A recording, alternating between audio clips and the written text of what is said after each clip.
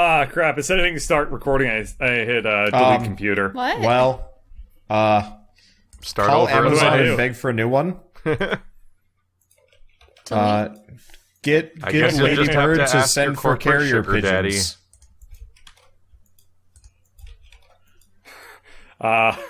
Well, of all the corporate sugar daddies to have, I think I picked a pretty decent one. So, What are we well, gonna I talk mean, about Alright, what are we today? going to talk about today? okay, I have some let's ideas, talk about all the new but- releases. We don't talk about new games that often. We had to talk and about movies more. Yeah, we've gotten games just shat on us for the past week or so. We need to escape the So I IMDb figured- game. So I guess the first one. God, Yeah, they they could could. license a game, couldn't they? So the first one we might as well talk about is Final Fantasy 15, because that's been out for a week, and Bird was asking about it. Keith, you wanna describe your thoughts on the game, because I've got some, but I might as well hear yours first. Final Fantasy 15. It's Monster Hunter with a commute. Da-da-da-da. I don't know, Monster Hunter. I actually, as a person that's played a fair amount of Monster Hunter has a longer commute with.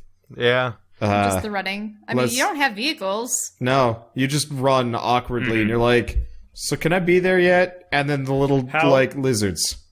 How angsty are the characters They're during the not car? They're not They're angsty usually- characters, really. They're actually Yeah, all like- upbeat. Even the main that's protagonist, good. he just looks like Yeah, no so angst. Noctis is, kind of grumpy teenager looking, but, ultimately he's just a quiet guy. As opposed to, Yeah, he looks like he's going to be like a Sasuke or that's something. interesting. Like, and be irritating, but instead he's the one that likes to sleep. That's what I thought. Yes. Well, I thought that he was also that's the funny. lazy Yeah, type. he is the lazy type. The only times I've seen him, really moody is when, his dad dies, and he's super sad about that, which is super understandable. But apart from that, he kind of meshes well with the group. There's Can kind we of the just talk about how poorly his dad's death is handled? Yeah. So have you seen you've seen the Kingsglaive. anime at least? Have you seen I've seen the Kingsglaive anime. as well I or have no? not seen Kingsglaive. So if you Okay, haven't seen so- Kingsglaive, you finish chapter 1 of this game, which is the 2 missions in if you actually do the main story, and then Yeah, it just randomly it's, shows 30 seconds of Kingsglaive like it's a trailer, which ends with his It dad totally dying. felt like a trailer. It was so Now, weird. Did they at all try to get you for that? No. Okay. What They- studio? They did that pretty film. much all in-house, except for that intro song, which is overplayed to death. Every single element of Final Fantasy 15 has been, kind of no copyright troll issue stuff. Yeah. Yeah, it feels so out of which place has been really because nice. it cuts to a Except fully for rendered that one 3D start. movie out of nowhere, and then cuts back to the game, which has so far been exclusively in-engine cutscenes, as far as I can tell. So it's such a weird They look transition. nice, though. I like the in-engine cutscenes. They look really good. It just Yeah, it they do reminded look me really of nice. watching of playing I Return saw- of the King when it came out, and it came out a couple weeks before the movie did, and it featured scenes from the movie. But it was an Xbox. But it was an remember original that. Xbox game that would show Return of the King movie footage during it, and it's these two things don't go together so well. It's just a weird way to convey story. Oh, well, it happened in the movie, so we don't have to put it in the game, which worries me because that makes me think that maybe they won't put the character development from the anime in the game at all either. And then it's well, why is this stuff not in the game? These are two things that should be in the game. It's the main character's dad and the personalities of everyone in his party. That seems like a really pointless thing to extrapolate to extract from the main game and put elsewhere for no reason. Yeah. Besides, Because for money the reason. blonde kid used to be what? He used to be chubby- fat, and he had serious self-image problems. So he's like, "All right, I'm going to lose a shit ton of weight and be, I'm going to lose a shit ton of weight." Wait, Packer is one of the characters in Ow. this game? But he's like, I don't actually know. he's just this fat kid that sees the princess. Princess first, yes. Didn't he save a puppy? Yeah, he saves Luna Freya's puppy, and she's like, doesn't she tell him to be friends with Noctis? And so he's like, yes, Yeah. I will do this. But And then he's like, I'm a fat shit. he's so lacking in confidence that he spends what seems to be maybe even 5 years of his life slowly losing the weight so he can finally work up the courage to actually just talk to somebody that we like from playing the game, like the person wouldn't even have issue with him in the first place. So like it almost makes Noctis look bad, but Noctis didn't do it at all. He never declined talking to this person. They were just so afraid of talking to him that they like changed their own lives just so that they could eventually work up the courage to eventually meet them in like high school instead of middle school or whatever. Like he's the prince and everything. Yeah. One thing that I haven't played it myself, but I've seen clips of it and from what Carl's been playing, and I don't know if I can really get behind the fact that it is at times futuristic, at times like grungy, like postmodern, mixed with just suddenly you'll have a monster off the side of the road. And there's a diner nearby. And Swear's never really been too much so Final Fantasy has always had this weirdly charming cross mishmash of, they had a weird thing where they mishmash were technology. They're a JRPG with magic and swords, but also and guns monsters and and cars. kingdoms. But this one broke it. This one went too far.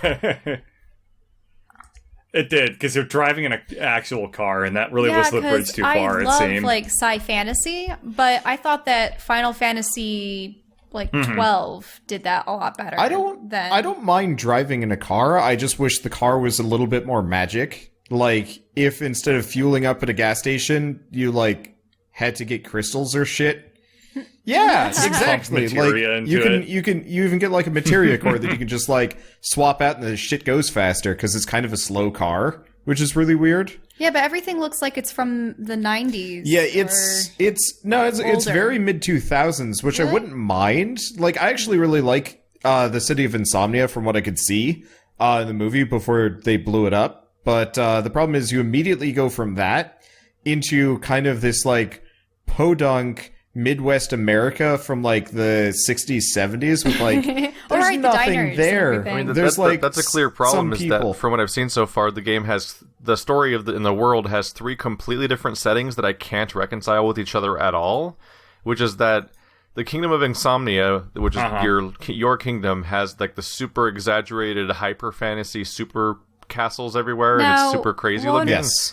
But then, is it called Insomnia because no one ever sleeps? I think it's just a stupid name made by Japanese people that don't know what the words mean, and they sound cool, and they just rip words from other cultures and religions for all their games. I don't think they really care what they mean half the time.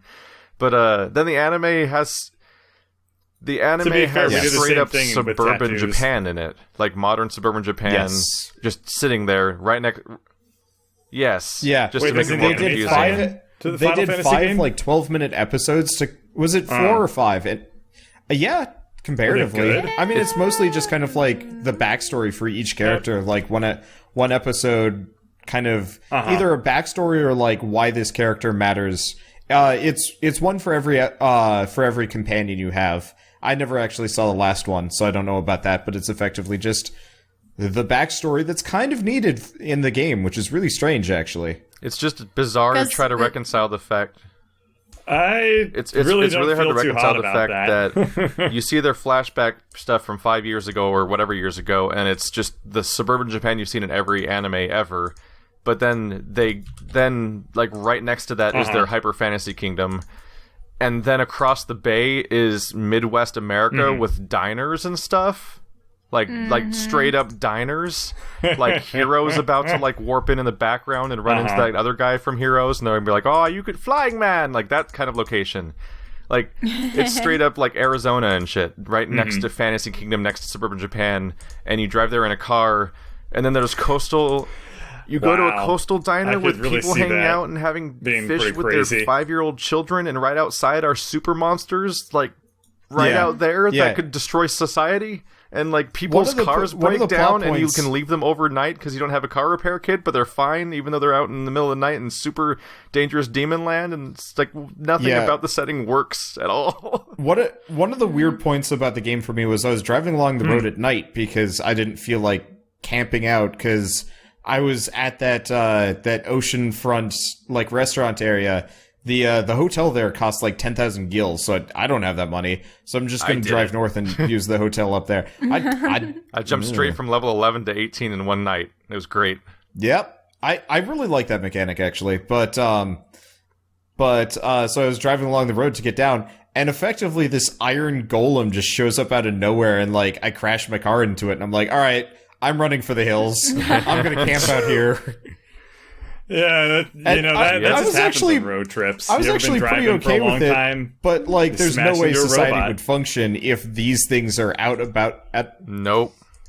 There were just random robots and monsters. But the game is so dangerous that even your super fantasy RPG party is not supposed to venture out at night. Yet normal people are out at night, and it's not that big of a deal. Like, well, you don't see other cars out and about. Just the static NPCs are standing there. But there's people that are stuck out night, outside at night, and nothing can ever happen to them, and it like completely clashes with the idea. And now, how do you guys feel about the party? Because I know that in previous Final Fantasy games, characters had clear roles, but it seems like all of these guys are just bashers or swordsmen or something. Ignis and Prompto are clearly like ranged guys that like hang out in the back. Specifically, Prompto has like shit health, so he shouldn't get hit ever. But like the weird part is, he gets hit a lot. They don't have the mages or the healers. The way combat works in Final Fantasy 15 is effectively there's no party dynamic. It's just like you versus like 10 things at once. Good luck. And I'm kind of okay with that, but I'm also kind of frustrated with it because I experienced that to some degree in Xenoblade Chronicles X, and it can be done well. It's basically a clusterfuck. But yeah, it's just 4 people versus like 8 people, and there's just people running around in circles in a cluster of nightmarish warping forms, and you see who has the health at the end. Yeah. Mm-hmm. Though I found out, kind of conveniently for this, the only person whose health actually matters is Noctis's. Everybody else kind of heals on their own and never dies. So I was fighting... Keith, have you fought Deadeye yet? They die, but they come back after the fight's over. Huh. Yeah. As long as Noctis is still around, right? But like, he's the main protagonist. Keith, have you fought Deadeye yet? Do you even know what I'm talking about? I'm in chapter 2 and I haven't left the starting area. I've been doing every single quest and contract I can find. I did everything up until I kind of hit the level wall, and I'm like, well, I guess I'll continue with the plot and then come back to these later. So I drove I finished every quest chain to the point where they literally leave the zone and say go to the next zone for the next quest objective, but you can't go there yet for the story. I got there too. I didn't manage my experience as much because I didn't know about the multiplayer, because I didn't like. I was like, who sleeps at hotels when you can camp and like cook food and shit? Mm-hmm. And then it's like, oh, you should do that. Yeah, the game has a extended tutorial that basically doesn't help you. Yep, it's kind of it either doesn't explain mechanics or misexplains mechanics, and it's weirdly like it's so restrictive that you sometimes can't continue without pressing the exact button you have to press, but other times you can completely skip the thing it was trying to tell you to do, and it just moves on. It's weird. Like, it never taught me how to create magic, but apparently I was supposed to learn how to make magic in the tutorial, but I somehow skipped it entirely. I don't know. I couldn't figure that out either. It's not a good tutorial. My chat was like yelling at me. It's like, there's a create button, use potions, stuff like that. And I figured out it eventually. But so at some point in the next chapter, Keith, you're going to be fighting a very big bad behemoth, and it more or less one-shots everybody. Or like 2 shots or 3 shots. It kind of depended on the person. But effectively, my entire team was running around just like limping, and I was running back and forth between them, just tapping them on the shoulder, being like, it'll be okay. And then they're like, yes, it will. And they immediately dive back into combat, which is hilarious. Because of the heals. Oh, all you need to do is just kind of be like, they get back up. There's no white mage in this one. I've always loved that. It's so mechanic in doofy, video but like That's it kind of works. It is also limited in this game, though. Hey, from a gameplay perspective, it actually works really well, because effectively all I had to do was just stay alive the entire time, and my party and I eventually kind of managed to take it down, and I figured out some other cheese tactics. There's supposed to be a thing where you're supposed to blow up these like explosive barrels at its feet, but the magic system in this game is kind of extreme garbage, because you can't lock on a target, and it's really easy to like miss. So at one point I blew up a barrel and it killed Prompto. But it didn't hit the beast because the beast was jumping over it at the time, and I was just like, what? And then I wasted the first one just by like shooting off randomly because I hit the magic button and it whips my camera around to face the direction Noctis is going. And then the third one, I don't even know how it didn't hit the creature, but it didn't, and I was just pissed. And I'm like, well, I guess I lose. I'll just reload. And then 10 minutes later, I've killed the thing, being like, that I win. The magic crafting is especially kind of odd because you just gather elemental force of some kind, and then when it's time to craft your magic, you put whatever quantity of it you want in there, and then just say you're done. But the numbers are totally meaningless without any context, so you're not really sure how much is you put in to make anything like. If you're gonna go fight a flan that you know is weak to like fire or something, or just for example or whatever, like flan, you start making your thing. I'm like, how much do I put in the thing? Do I want to put all of it in or some of it? Like, you have no concept for what you're crafting because it's not like a game like Witcher or something where it's like this type of potion requires these ingredients on this quantity. It's like, no, this requires lightning. Period. Do you want to put 1 lightning in or 99 lightning? And you kind of just throw arbitrary numbers in until you experiment enough to kind of get a feeling for it. But I'm not even sure how consistently you can experiment because the enemies themselves are going to keep changing in power, so you keep kind of just guessworking your own crafting system, which is weird. I've never really seen that before. Yeah, it's interesting. Once you start feeding in the extra like consumable items, it actually gets really kind of easy and cool, in my opinion. The problem is you can only have 99 of a certain like element. Before you like run out. So if you want to make Fyra, it's 100.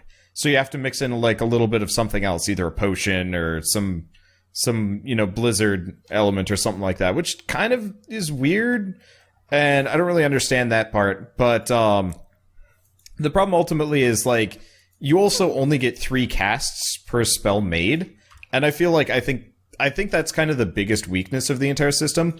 Because suddenly, well, that and the fact that you can friendly fire your entire team with any spell you cast. Yeah. It kind of turns into something that just kind of, where the entire system kind of feels like a hassle. Like more than it probably should. So, long story short, Final Fantasy 15 isn't what everyone had hyped it to be. It's weird, because like, I find myself wanting to go back to it because I enjoy the experience. But in the moment, it is unremarkable and frustrating, which is really strange. Do you think the series has peaked? Depending on who you ask. Depending on who. Because it's been like 8 games since they are tour de force Final Fantasy VII. Some people say it peaked before that, and nothing's. Yeah, because that was when the creator changed over to like the guy that makes spiky hair now. It is definitely a conversation. Yeah.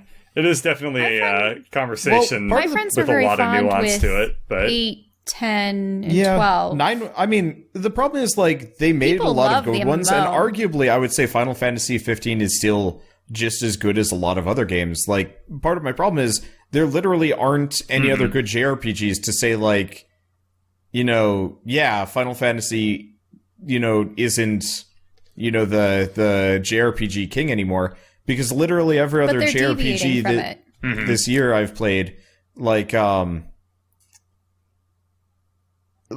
as good. Well, okay, so I played Xenoblade Chronicles X last winter, ending this year, and that kind of followed the same formula as 15, and it had the fantastical world I was going for, but ultimately the game was even more unremarkable because literally, the villain only showed up 3 times before he died, and then the game ended.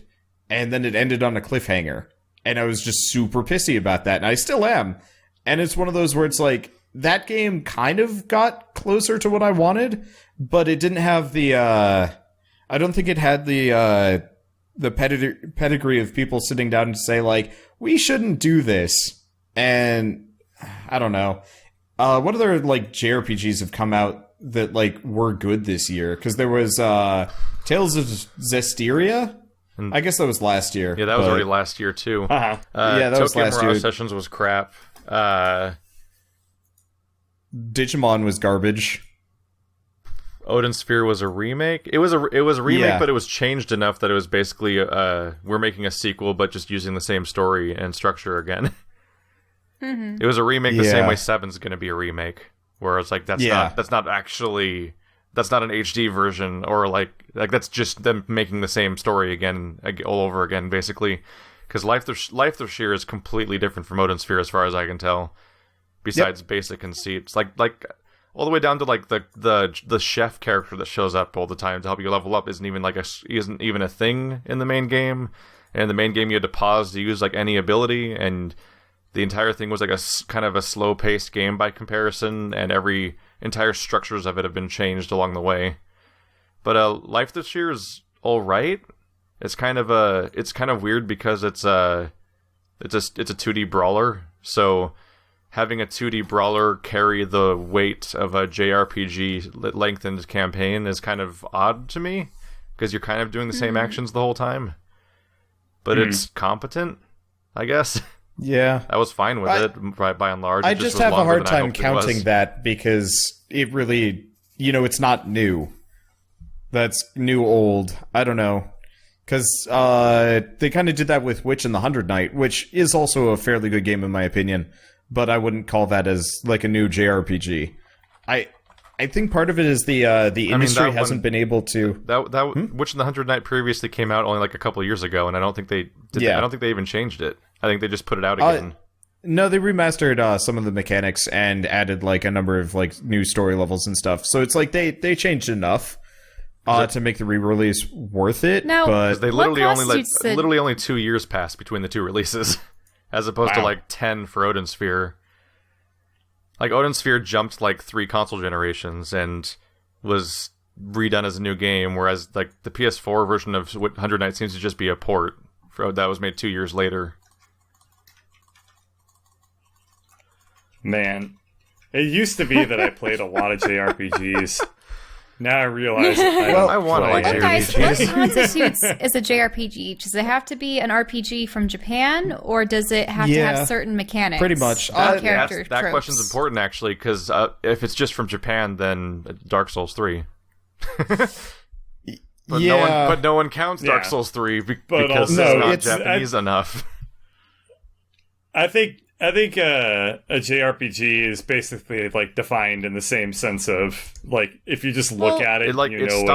It stopped meaning from Japan and started meaning a specific series of design concepts the same way CRPG would mean. But even then, you could almost say that at some point Final Fantasy stops being a JRPG if you're going to count them that way. Yeah, because 15 doesn't fit the definition of JRPG anymore. Right, in most ways. It's The Witcher. I always saw JRPG as, going into GameStop and you see the covers of, I don't even know if you would call them B-rated, like, games or, definitely not AAA, but there are so many series where it's just like, 5 female main characters on the front cover, clearly done in an anime style with different hair colors and different weapons. And it's like, you're leading a team of such and such ladies against evil, and usually it's turn-based. Usually there's some kind of conversation system where you make decisions, blah, blah, blah, blah. But at this point, I mostly associate JRPG with games that have relatively overcomplicated leveling and combat systems, and everything has a name for what its system is called. And there's like 12 systems for each part. And that's usually something I can rely on being true, is that there's a weirdly convoluted way of leveling up, and combat has like phases and stances and weird subsections to how it works that you have to have to be told in a tutorial, because you would never know what it means otherwise. So the Persona series, right? Yeah, I played 4 for a couple hours. So there was a game, I think, made by the same artist at the very least. Sorry, I'm adjusting my mic. I'm sitting too far back. But there was something called Conception. And it was literally about, main male protagonist with a harem. And about that. Part of the game mechanics is that you summon a megaform that is like the quote-unquote child of the main character and any one of the 7 girls. And it's just like, what?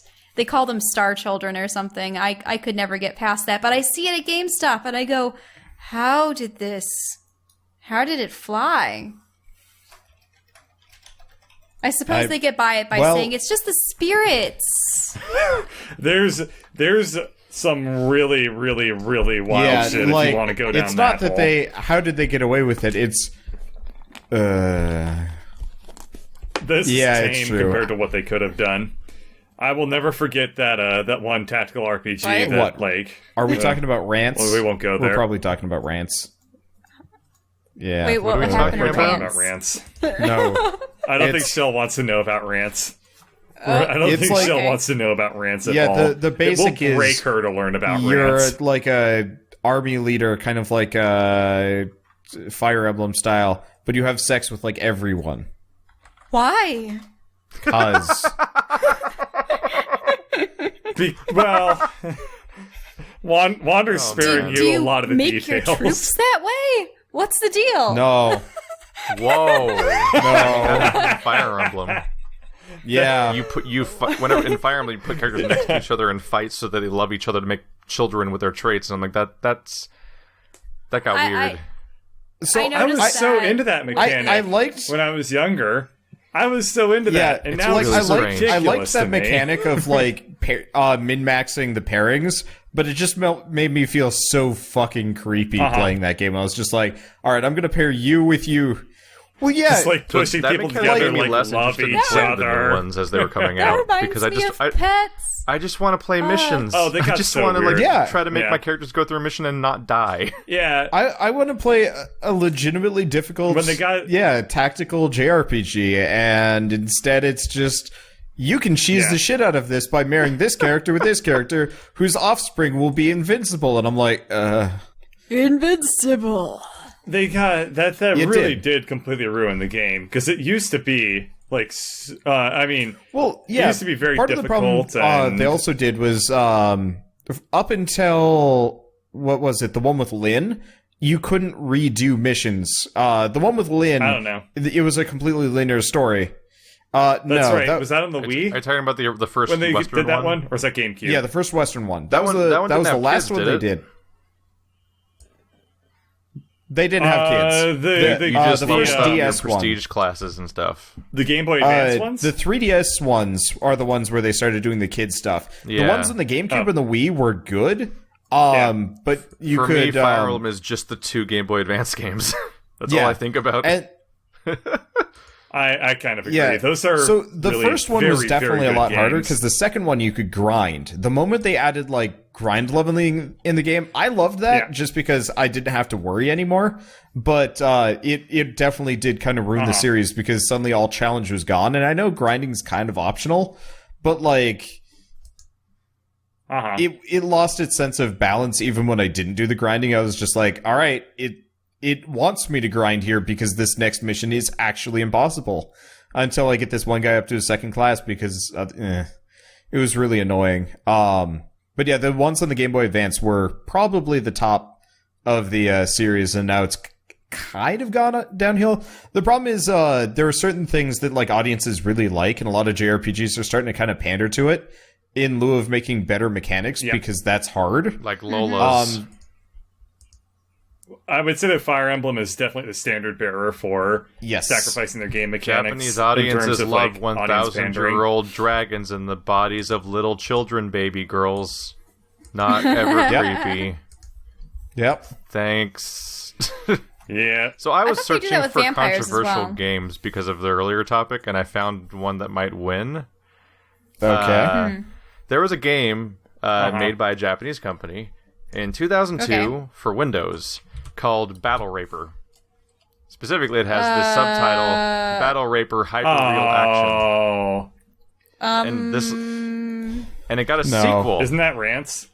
The game had a sequel 3 years later called Battle Raper. It was called Battle Raper. Wait, is it the reading about this. Yeah, it is. And this is my favorite. This is my favorite part about the news here. Is that they made a sequel called Battle Raper 2, which led to the quote saying, "I want to say that I am glad they took the rape out of Battle Raper 2." That's a real quote, which is hilarious because, first of all, it's still the sequel to Battle Raper, which they apparently made. but they took the rape out. So also, why are they even trying to ride this horse anymore? Like, what? Why is this? Wait. Like, so what happened in the original game?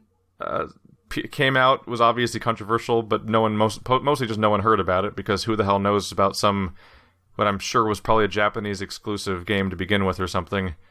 I think you'd fight people and then have sex with them afterwards or something. I don't know. What? It's from a company called Illusion that apparently has published like 50 games, because this is a long list. Yeah, to quote, once a fight against a female character is won, the game enters a special mode where the unconscious woman lies on the ground in front of the player, who now has to heal her wounds. Wait, which apparently allows you sexual healing. Video games are stupid. Yeah. Ew. What? Dude, we need to delete all video games. How do I control that delete life? That is so gross. I'm trying to imagine the weirdo that's like, I was really a big fan of the first game, but the second one lost its way because they made a sequel that deviated from the primary premise of the series, which is just all the more confusing on top of how baffling the premise is that this ever happened. Oh, man. There are erotic Flash games that have more integrity. The character selection screen features their measurements. As like bust hip waist ratio, right. Or does it feature the blood type type as common well? in Japanese games because they actually believe it has something to do with your personality, just like zodiac signs. And I'm AB, which is. It took me forever to realize that. I remember reading the Final Fantasy VII manual, and it was like, okay, I guess I know other blood types now. What are your guys' blood types? That's cool. What if the story contradicted it at some point? I am. Hey, we're both AB positive. I am the worst that's what blood I am type. Too. It just means that we can take, but we can never give. Huh? I don't even remember what mine is. Yeah, we're the greediest blood type. It's ridiculous. Yeah. Like, even AB negative has some merit to it. AB positive is just like, you can't donate it. I've tried to donate my blood, and then when they say my blood type, they're like, we'll take it, but we're just going to throw it away in 4 days. Wait, does blood only last 4 days? Does blood only last 4 days? Huh? Well, no, it lasts a couple of months, but like if they need the shelf space to store some O blood, okay, then they're just going to throw out the AB blood that's sitting on the shelf. I was tested for my blood at birth because that's what they do at some hospitals. But poor Wander here. You can stop patting me. Sorry, I'm doing it because it's going to be on video. It's his shoulder. In any case, he had never had his blood taken before to get tested so that we would know what blood type he had. And I just thought it was a really cool thing to look into. And his parents and his brother donated frequently. Mm-hmm. So I think, have we just gotten back from Croatia? Yeah. Yeah. We'd only been home for a couple of days. So it was like the summer of our junior year going into senior year. And we go off to the blood bank. And of course, I haven't donated blood before and I didn't really want to because I'm AB positive. And he donates his blood with his. I think your father and your mother did as well. I don't know if your brother did. I don't think my brother was there. Or no, he had a couple days before. Right, so he couldn't do it. I think you have to wait 6 months or something. I don't remember. Or maybe it's 6 weeks. I don't know. In any case, he donates his blood, and we start sitting at the table, and he has to have his juice and crackers, because you're. Yep. And then I just pass right out. Yeah. I was sitting next to him on one side. He passes out and plops over to the side opposite of me, so I couldn't even catch him. And he falls headlong onto the floor. And everyone got him into a recliner chair, and they're like, oh, you have to make sure that he hasn't suffered a concussion. Yeah, so they sent me to a hospital, and they're like, yeah, don't worry, we'll pay for it. And then 2 months later, they sent me the bill for it, and it's like, thanks. Well, that's because you got taken in the ambulance. Yeah, because they insisted on sending me in an ambulance. Yep. So at this point, I don't donate blood anymore because it's not worth it. So here I am I'm at his bedside in the hospital, and I feel so upset because I know it was my fault. I had wanted him to find out what blood type he had. We found out. Yeah, he's A positive. Congratulations. But, not doing that again. You get an A+ for blood. So, Speaking of actually not blood, we want to talk about Shadow Tactics or Last Guardian next? Because I do actually want to hear about Last Last Guardian first. Okay. We haven't discovered Keith's blood type yet. Which we apparently wait. So many weird topics that people had to push through in order to get to Last Guardian in this podcast. Keith's blood type is teriyaki. Yes. It doesn't fit in the blank when I have to fill it out. It's really frustrating. It's had to give them Well, they only give you wiggle. 3 slots. I don't remember my blood type. T-Y-K. Okay. I just don't remember. It hasn't come up ever. But my doctor, I'm pretty sure, knows because I've definitely had blood stuff happen. I mean, if you look at his face, you can see by the gentle slope of his forehead that he obviously has type B negative. I just find blood types fascinating because you can actually see different concentrations of different types in different parts of the world. And, I mean, even though O is recessive, it's actually more common in certain cultures than others.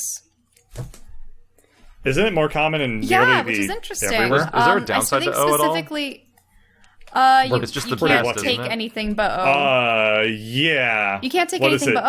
but O. O can't take anything. Oh, it's the but giving tree of the and blood family. Also, O can't. O can't take plasma. But O takes it's plasma magic. from everything. So, like, if I wanted to donate plasma, Yeah, I'm the they have to universal donor separate for it out, plasma. though. But if I want to receive blood, I'm the universal receiver for blood. The problem is I don't want to donate plasma I hear because that it's pretty sucks. bad. It's really bad. They have to pay you for it because it sucks so much. So how involved is that process? Because I thought they just took your blood and then they filtered it out of it somehow. But then they put it back in. No, it's a little bit different, and they also they pay you. You can only get it done like In your what life? 3 times? Oh, okay. Yeah, 3 times a month, Never goes back. and Like bone marrow. they pay you $50 for every time you do it. Sheesh. Yep. Did that number used to be bigger? Huh. Poor people have to do it a lot. Like really, really desperate people have to do it because it's money and they can't Well, afford they'd not have to to do be it. in good health as well. And that's like the shittiest They'd have to thing. be in good health as well, though. Huh? Yeah, but it's like the shittiest thing, you know? Like, I have to donate blood or I can't pay my bills this month. That sucks. I don't even want to think selling about your body. like Yep. human harvesting of anything. Yeah, I actually got into a really interesting conversation where somebody was trying to argue that selling plasma is akin to prostitution. And I won him over with the dumbest argument Nuh-uh. I've ever won over a person, where I said, well, the difference between selling plasma and prostitution is one is condoned by hospitals and the other isn't, which apparently absolutely convinced this person it was a good idea. That was a lampshade Right? to take Like, all lampshades. It's a stupid argument. It's like, I found one Yeah. distinction, therefore it all works. I mean, this guy doesn't sound like a smart cookie. It's like saying the PlayStation 3 is better than the Xbox 360 because it's black. I mean, That at the makes it same different. time, there are less health risks involved with one and or emotional other. I don't know. It goes on and on and on. I don't But know. I mean, if the hospital screws up taking your plasma, you could I feel like most probably die. accidents in the hospital could kill you one way or another. Oh, I mean, there are plenty Pretty of much. nurses that get pricked by a contaminated needle and end up having AIDS, and it's terrible. That's why I didn't want to work in medicine. Dang. And I actually had for a little while, but So, this is a heavy podcast talking about battle raper and getting AIDS from medical Okay. accidents. So Like, fast in my goddamn. search, too. it's because of How did blood. I get here already? And this is real and it has a sequel and a quote. I have to do this now. And that was a Well- discussion of The Last Guardian. Why were you looking for that explicitly? The end. Bird, dog, cat, monster dies, probably. The end. All right. Probably. We're gonna talk All right, about the last what were we going to talk Guardian. about? Yeah, we're gonna people got really psyched. Yeah, well, Shadow Tactics. People were really like, they were like, yeah, I want to hear about Shadow Tactics. they? And we well, immediately talked I about tried anyone know what changing that the game is? topic. So, It was I what? know, It it's was partially your my fault.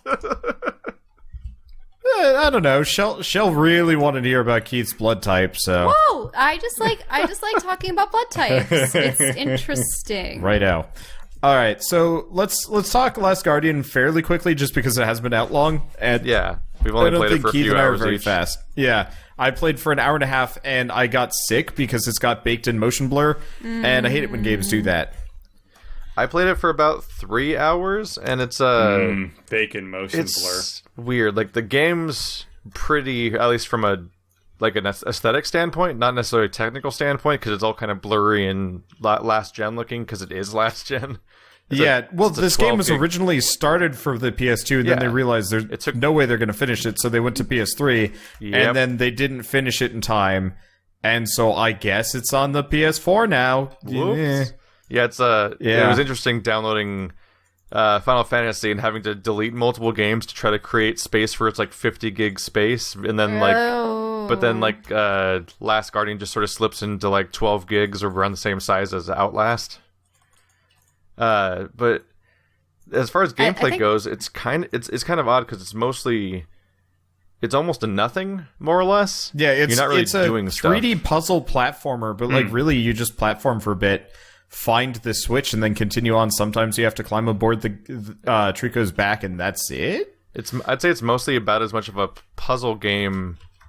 I mean, it's mostly not. It's basically like Bound, where it's like it's all artsy and you're kind of wandering around and the stuff's just kind of happening, and maybe you have to figure out the one thing you need to do to proceed, but it's not like you're not necessarily using like a bunch of existing mechanics to solve and then intuit your way to a solution, really. Yeah, they give you like a sort of puzzle solving thing, but really it's just like a laser pointer for Trico to like shoot shit. And they took it away from you. And then they take it away from you. Do you get it back at some point, Keith, or no? I haven't.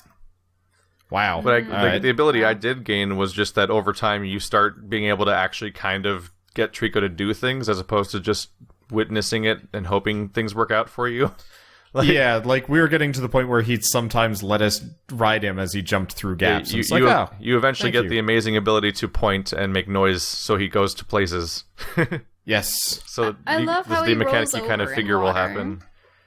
But every single time you go anywhere, it's just there's a room with one exit, and you have to figure out how to get to the exit, which usually involves climbing on something or getting Trico to go in the right position for you to climb on them, or sometimes climbing on Trico and he'll automatically jump up, and you kind of that in particular had me stuck for a while just because it wasn't introduced as a mechanic. It never was. It's just at one point, it's just like, I can't progress. Yeah, it's like you're running around in circles in like that forest area, just like, what do I do for so long? And then eventually you get on Trico and he just does the level for you. I'm like, oh. Yeah. Yeah, So, it's like, kind of more of...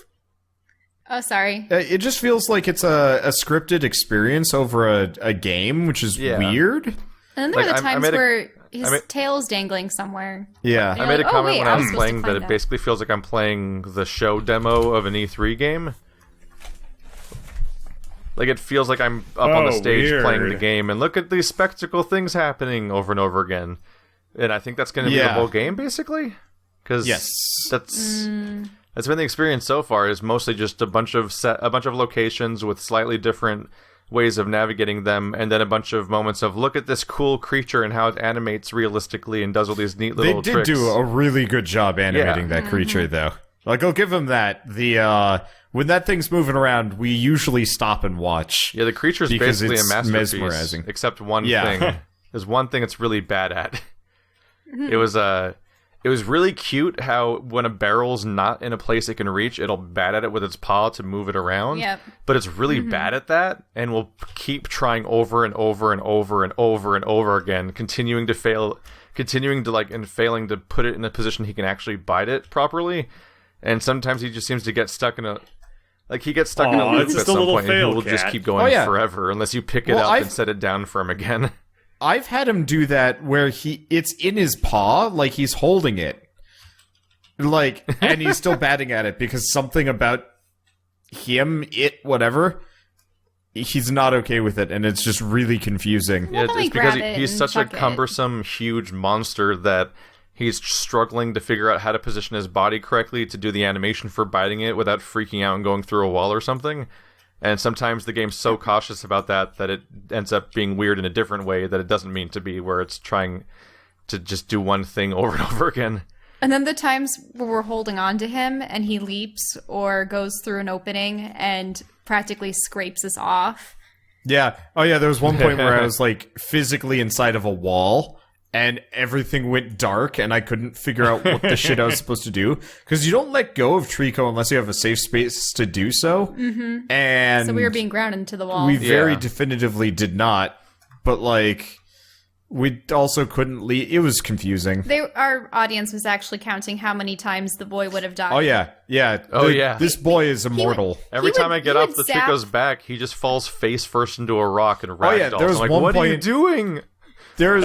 Well, also, Wow. Trico can That is zap things graceful. with his tail, and sometimes the debris flies into the air, like Oh yeah, massive planks of we got hit in the wood, face by a giant boulders. boulder thing.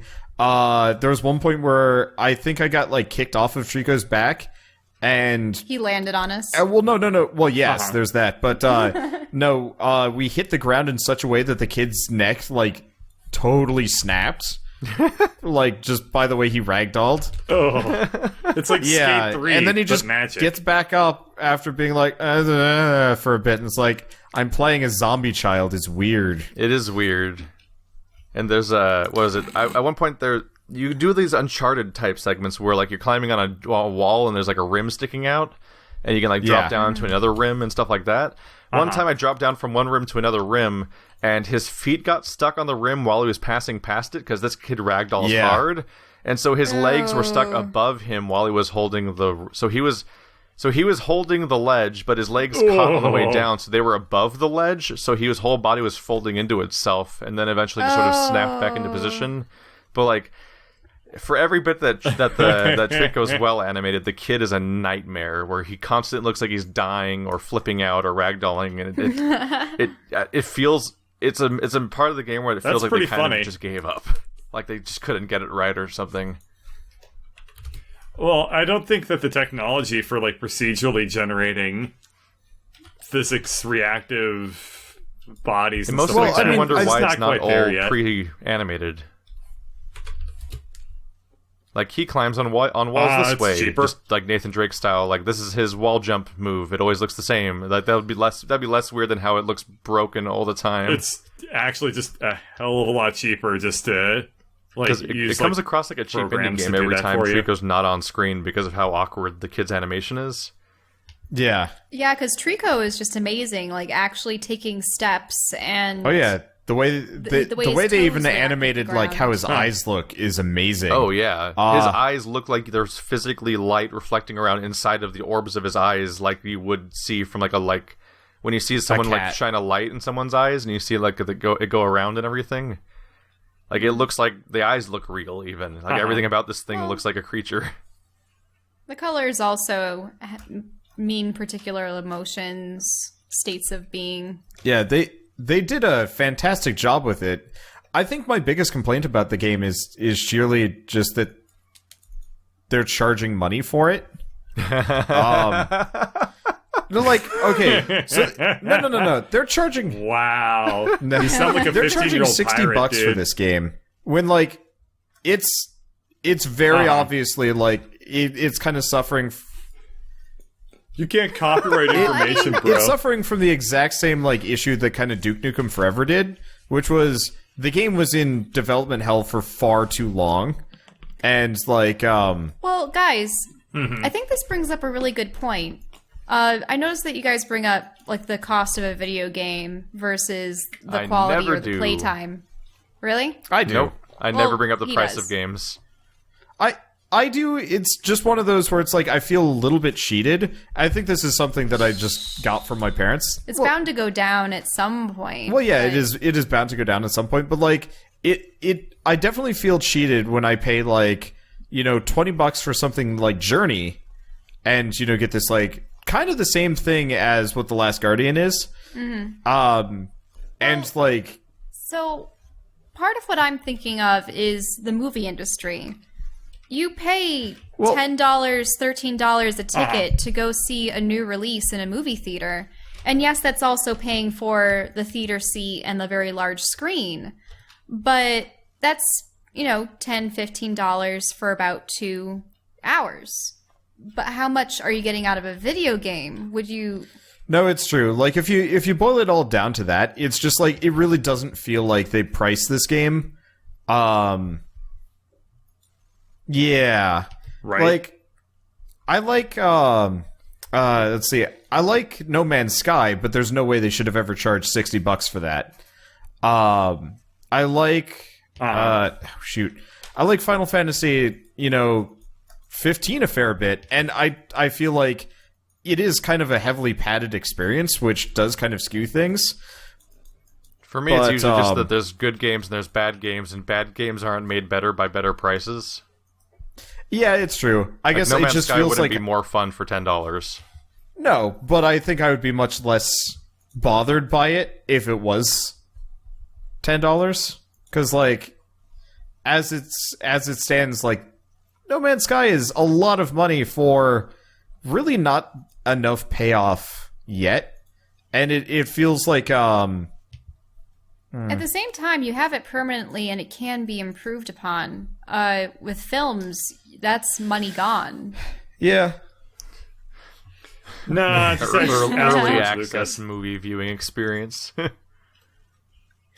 Actually... Oh God, beta movies. But that's the thing. What a thought for the 21st century. He re-released the original Star Wars trilogy, in 1994, 1995. We all know. I have not seen those versions, and I refuse to see them. Unfortunately, Fox has the rights to the original film, like the original theatrical releases, and Disney can't seem to get a hold of it. So that means that I'll perpetually have to watch the original VHSs that my dad has from the early 80s and just forgo watching anything Star Wars related from the original trilogy because they changed Jabba's palace. Mm-hmm. I mean, they actually inserted that Jabba scene in A New Hope. Just the graphics, they took out so many of the animatronics. Also, adding the beacon to the Sarlacc? Why? I don't know. I'm fine with remasters. No, it looks hideous compared to the original animatronics. The problem with the remakes of Star Wars is that they're not remasters. He just flat out changed the movie. Yeah, they changed the song. stories. They changed the song that plays when Ula's dancing. Yeah. They changed not the original Cantina music. They changed Sly Snoodle's song. You know Sly Snoodle. She's the one that has the... She's the weird blue bloated looking one. No. Sly Snoodles is... She's the green thing with a long mouth and stuff. Yes. Instead of being a weird background figure, she becomes someone who gets a musical number with a CG character on the screen, and it's like a whole scene. They made a whole scene, added It's all this these... whole It thing is gets awful. added in, It and it's completely awful. ruined the pacing of the scene, whereas the original was perfect, short, sweet, It does. to the point. Ula falls in the Rinko pit. Everyone is upset. It was exactly the type of thing you shoehorn in for kids for no reason. True. and you don't want people changing movies over time because the same person who made the original Indiana Jones movies made Crystal Skull. That's the same person. So even if it's the same person, that doesn't mean that they're the right person to even be changing the old thing because they change as a person themselves, and you don't want them to go back and ruin all their old classics because everyone hates their old artwork. Everyone does. True. Musicians and movie makers and artists and writers and everyone. You all hate all the things. I can go on Wander's DeviantArt right now and he'll be mad. And But that's the thing. I would prefer to... People find my old YouTube videos of like very solitaire and stuff. I remember when you were really proud of that. I don't know. I was really proud of it. You see, Not I anymore. would look back on those pieces... I've evolved as an artist. My new works are so much more mature you evolved than from making very solitaire to not making movie videos. But Low. I uploaded you a see, there's a difference, though. There's a difference. So, That's Keith true. doesn't do anything So but say you love have fine. a beautiful Anyway, piece what were of we saying, artwork Shell? that you did, 10 years ago. And sure, you might not be proud of it, but there were a ton of people that absolutely loved it, and they've added it to their favorites galleries or whatever. Suddenly, you make a new version of it that completely changes its character and its essence. And yes, it might be technically better, but it loses its original aesthetic, and you plop it in place.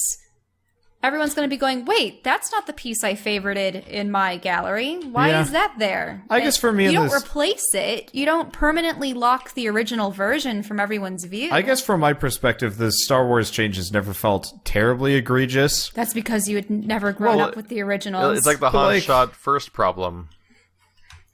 Dude, think about it this way. Terribly Egregious is probably going to be a new character in the Star Wars re-release. Well, actually, the one thing I would say was egregious was the more recent re-release that they did, where they added Hayden Christensen instead of the Darth Vader actor. Yeah, that was fucked up. fucked. I didn't like that Because the obvious questions of why isn't Obi-Wan Ewan McGregor then? Why is the old man Obi-Wan next to young Anakin? That was egregious to me because it didn't. It was two characters standing next to each other that have never been on screen together, as if they were old friends, and I'm like, no, that's not how that worked. Yeah. And they also do you changed understand the Han Sidious. shot first problem? Oh yeah, the Greedo thing. Well, it kind of frames his personality differently. Yeah, like the original 'Cause version, that was the introduction to that character. Completely, And he's a main yes. character Shot for a first. trilogy. And him shooting Greedo is part of his character.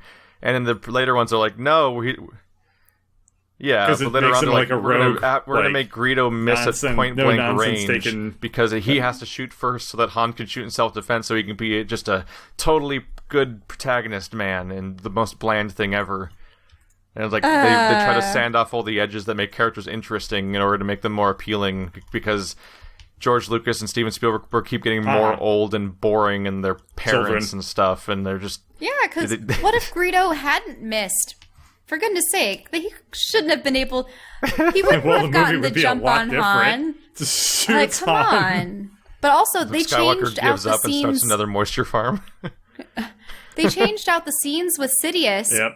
Which Empire was silly wins. because, Game over. well, I mean, Ian McDiarmid had played Palpatine, I think, in Episode 6, but I don't know if they had a different actor for Episode 5.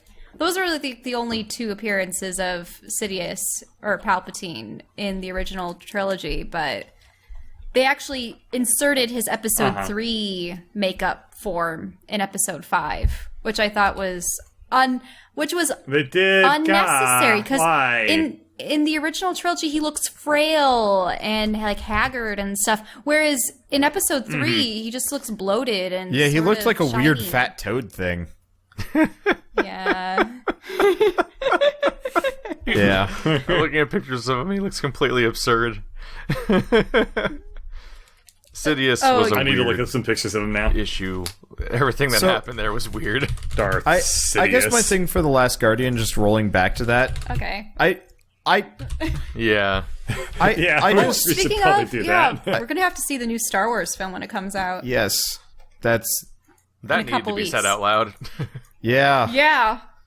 I Just mean, in case it'll be- everyone forgot there's a new Star But Wars where are the movie. Anyway, Bothans? video game? Shell.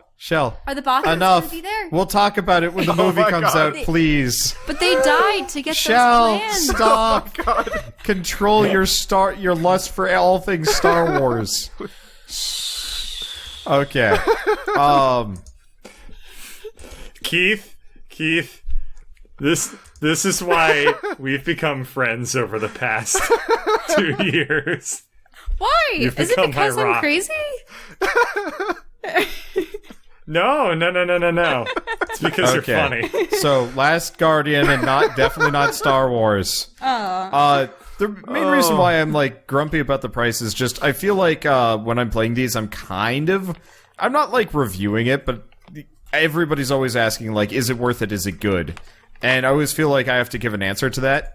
And for me, like $60, definitely not worth it. Like, the game really does feel early PS3, which is super problematic as far as like, modern games go, especially because these are the people that made like Shadow of the Colossus. Like, they've got a pretty high pedigree to hold themselves up to, and I feel like they didn't really like meet that. They took too long.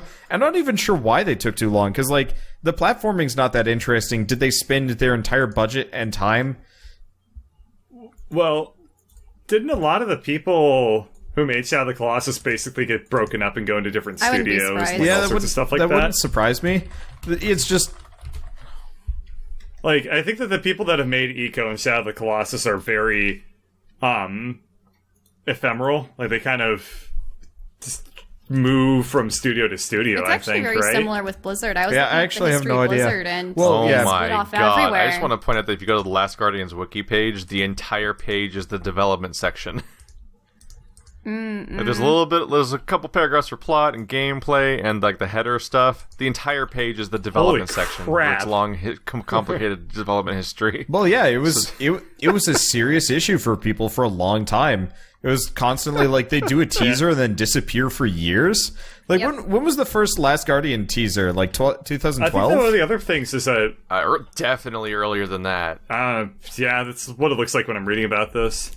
I think I feel like 2009. another thing that's kind of worth considering is that, by and large, like Team Ico games or Eco games or whatever are like critical smashes, but they don't really make as Team much Ico money as began you would developing expect it or in hope, 2007, which and it was can make announced in developing 2009. further titles really difficult. Planned to release in 2011. Wow, Part of it is... damn! I remember 2011. Those were Part of it is like simpler days. they release games that like really appeal to the people that like are really into the like video game as art thing, and kind of the same people that are like super stoked about Dark Souls' like extremely confusing backstory that most people have like no desire to even learn about. I feel like And I've it never kind of- heard these two groups of people put together Right. before. Yeah. But like it really appeals to these people because it is this kind of like artsy, interesting game. Problem is it doesn't really capture people in the same way that say Call of Duty, Mario Party, that kind of shit. Because it's not something that Squirreltopia. I think Last Guardian's going to do better than Squirreltopia ever did. Well, what? It's a joke of a game. Is there just I something don't really inherently want to know, do I? humorous about squirrels? Squirrel-based let's- hardcore 2D okay, let's not platformer talk saved about the it squirrel because it- population from an evil robotic squirrel shadow tail. Successfully derailed. That actually sounds like a moderately okay game. No, this was just like a bad platformer. But yeah, I guess it just boggles my mind that it took them this long to make this. And I still like it. Like, don't get me wrong about that. I would have been really impressed if this had come out, kind of when they originally announced it would come out. But now that it's taken so long, it's just like, you had years to do this, and you have a very impressive animal and a really awkward kid. That begs the question, would you rather a company come out with, like, moderately good games Well, on a more consistent basis, or something that could either be an epic or a flop every 5 to 10 years? well, I mean, I want we were every talking about company to Tarantino this shit. we were talking about I want Final spaced out Fantasy. interesting releases from everything. We were talking about Final Fantasy, just minutes ago, and about how like they are kind of like fading in the industry. I mean, the last mainline Final Fantasy game to come out was what, 2009? I guess Ew, if we want to ouch. count the pseudo sequels. Because they've Wow, come out with, that's that's the true. thing, though. What would you consider all the Kingdom Hearts that have come out in Well, between? that's All a the different studio, 1 point and whatever that's going to be a points. different. That's going to be a different. She means those Kingdom Hearts to handle. games versus Kingdom Hearts numbered games, like whether or not they count. Oh. Not versus And then Final there's- Fantasy. Well, okay, There's so also all the small Final so Fantasy here's the thing, things. like, Oh, I thought you meant versus Kingdom- Final Fantasy. Kingdom Hearts, though, all of the like numbered and side games, they're all kind of main line because it all ties into the same plot. It's kind of like It's It kind is of true. like how in the Marvel... The sequels to Kingdom Hearts games make more sense because they're actually sequels and not just an arbitrary marketing gimmick where Final Fantasy is just name recognition and represents almost no other conventions of what the game's going to have inside it. Yeah. So for like That's true. So for Kingdom Hearts, like you actually really need to play all of those side games to understand what this shit's going on by the end of it. And you still like, won't. You won't really. Yeah, well, Now, Yeah, I was gonna Tell say yourself you will was- if you don't Not ask too many coherent. questions, but sooner or later True. you'll realize it all falls apart. You mean that you find it difficult to rationalize why Sephiroth is declaring war on Minnie Mouse? I still can't get by that. Aren't no. they? I think they're going to be introducing. By the way, I believe that they're going to be introducing Star Wars and like Marvel characters and future ones. I think Oh Star my Wars is God, already in you're Kingdom Hearts, kidding I thought. me. Or has there I not think been a they single added Kingdom it Hearts since recently. then? there No. hasn't been. Oh wow, you're right. It's been a while. No way. They did introduce Tron, They've which been too busy remaking every Kingdom Hearts game. Yay! Well, wow. The sheer thought of like Luke Skywalker teaming up with like Donald Duck to Have take you seen out, how the HD remakes of Kingdom Hearts are so Sephiroth. half-assed that each one is like 2 full games, and then the third one is one of the games relegated well, into there's a movie? 1.5, there's 1.5, 2.5, and then 2.8. But like And each you have to- HD remix has one game that's instead of being a HD remake of the game is just cutscenes. Yes. Guys, It's like, To what be if you fair- wanted that one? I'm really embarrassed by this, but April Fools, I don't know if it was this year or the previous year. I woke up, did my usual perusing of the news, and there was a fake article, but it was everywhere, of Disney buys Star Trek. And I was upset. I was like, no! What are they going to do next? Take DC as well? Then everything is just going to be under their mantle. And I was just all over the place until I found out it was an actual April Fool's joke that numerous sites on the internet had corroborated on. Set And- Keyblades to stun #1. That's pretty cool. Oh, that would be... And I guess part of it is I'm kind of desensitized to these things because Marvel's...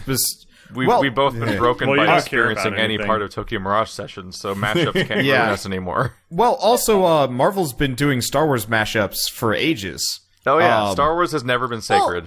Star Wars was originally run prior to Dark Horse. Sacred It was Shell. run by Marvel. Actually, my father. No, it still is. No. Only because it was brought back to it recently. Ah. You see, back in the 80s, it was Chewbacca run gets by hit by Marvel, a and moon. my father's good friend was actually the inker for that series. So hence That was why my we favorite author, too, that wrote that. wrote what? Chewbacca getting hit by a moon. that was later. So Darth Maul's we have actually alive. He has robot spider legs. You want to provide some...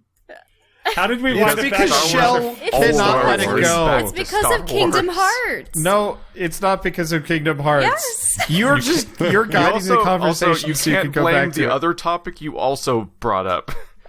You bring up one topic out of nowhere, and then launch to other topics out of nowhere, and then It was blame your Final own Fantasy. previous topics. I mistakenly thought that Kingdom Hearts was sort of like a sub Final Fantasy thing Nope. because I No, could play it's it just around. Square Enix. Yeah, it does because it's like it is the most mashup-y game that's ever still mashups. Squeenix, though, right? Yeah, Yes, it's but Square it's- Enix, but it's just listen. It's a different Japan loves studio. mashups. Yeah, They love do. mashups. but So they just yeah, made a no. property that's like every property we can get is going to be in this property, which is why Disney's in it, and why now Star Wars is going to be in it, and why Final Fantasy is in it because they already had that. And sooner or later, the Bouncer's going to be in it, and Volt Kruger is going to be like punching robots that are actually other I'm bouncers, but also Keyblades. I don't I miss wish there that was a second series, Bouncer. by the way. The Bouncer's I never great. played it. But The Bouncer. It sucks. I- It's That amazing. game sucked. yeah, I just couldn't see Star Wars and Marvel working out. a But fair assessment. back when they were with 20th Century Fox and Dark Horse, they did have a Xenomorph crossover where ship gets lost in deep space and encounters the And Xenomorphs. you loved it. I could see I mean, that Mortal happening Kombat because has the Xenomorphs and the Predator in it, and Jason, right, and more Freddy. recently. Yeah. Here's a quick question. if Fox is behind a lot of this stuff, can we conceivably see the Simpsons crossing over Listen, to Kingdom Fox Hearts like- someday? No, Fox isn't bought out by Disney yet. You just license No, things. what I'm saying is like, I could solely see like Homer Simpson teaming up. There's with, a Shin Megami Tensei with game Cloud with Dante Strife. from Devil May Cry, and like, Dude. stuff just happens. Yep. All right. Sorry. Shadow Tactics. Sorry. No, I have a Shadow. something to talk What would it about be with called? Okay. Last Guardian. I kept trying to get to, but Okay. you know. This Sorry. derailment is starting to Yeah, drive I me know. batty. No, that's just what our podcast is. That's why I wanted I to know. So Yeah. We should just Off call the it rails. something like No, Pardon four the nerds derailment. can't keep a hold of one topic. Oh, God. naming Okay. So, 4 people ramble, not even with each other, but just at each other. All right, so Keith wanted to say Sorry. something. I don't remember. Yeah. So my Sorry. takeaway so far from The Last Guardian is that it's beautiful, and I think I'm going to be totally on board for its entire story and pacing as it plays out and everything. My big gripe is just that the game desperately needs to feel better to play. When the Yes. the part where you're holding a controller and making it do things is so iffy. Where like every time you try to jump on a platform or walk around, like it actually needs more scripting. The way that the animal has scripting. Like you walk on a narrow ledge and your character doesn't snap into like a I'm walking on a narrow ledge animation. He just kind of starts sprinting, but then every time you hit a wall, every time you hit the wall, he starts trying to push it, and every time he gets too close to the ledge, he like stumbles like he's gonna fall off. But Oh, yeah, on the ledge I've, itself, like, he just sprints, and I'm like, oh god, this is not how I have any straight character's up supposed to walk on a punched- ledge. I've punched Trico in the multiple times because In I the can't figure out how to nose. like. Yeah. Oh. And there's a lot of moments of mashing X or circle or triangle, and every time you press the button, it does a different thing somehow. And like, there's all these moments of trying to jump across a gap, or like climbing up a ledge, then standing on the ledge against the wall, then trying to jump away from that towards a wall, towards a platform that's over there, and like having the most weird reactions from your character every step of the way, from every joystick input to every button input, like just weird stuff's happening the whole time. And for me, this hit peak frustration because I got to the part where you can sort of start telling Trico where to go, and so I'm like, there's a ledge way above us, and I'm trying, and he can't fit on it, but he needs to like stand up on it so I can, while I'm on his head, so I can actually go up to the ledge. And I'm just sitting there like pointing at it over and over again with my character, and I'm pressing like my only buttons I can do are point in directions and press a button that kind of tells him to jump, and I'm mashing these things and. Oh no! He keeps going context instead of like standing that? up. He keeps trying to go through the closed gate in front of us, and he gets stuck in he keeps getting stuck in the tunnel that's going up to the closed gate, and then I have to back him up again, and then try to get him to go up again, and he keeps going back into the tunnel instead of going on the ledge that's above the tunnel. And my only input is to press directions. So I'm like, why is he not? I can't get him to do it. And I'm like, come on! And I spent 8 minutes. Dude, I spent 8 minutes on one level of the game because I'm like, I know what to do, but I don't know how to make him do it. But there's no buttons in this game, so why isn't like? I'm baffled by the game being so linear, but not being scripted enough to just do the right thing when you need to do a certain thing.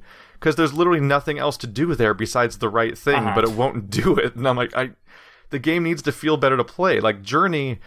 You just go, and that was great. Yep. But the Last Guardian constantly clearly just wants to just go. But the part where the controller has to control the game, I'm like, it's so mixed trying to get to do the right thing. It's Watch weird. people start trying to do speed runs of it. Oh after yeah, they've people finished the game. I bet there's already people doing speed runs of the game right now. I think this actually reminded me of it, where Keith was talking about like just going. I think maybe the other reason why I'm a little bit dismissive of the game is because Uncharted exists and does largely the same thing, the climbing and like the platforming and whatever, but suffers from none of these issues. Yeah, like feels better. Yeah. Yeah, the problem is directly in I control. think the developer wanted you to start and then finish every platforming thing like immediately and get right back to Trico immediately, which is what's special about the game. But you get hung up on the other stuff because it's so weirdly inconsistent and messy.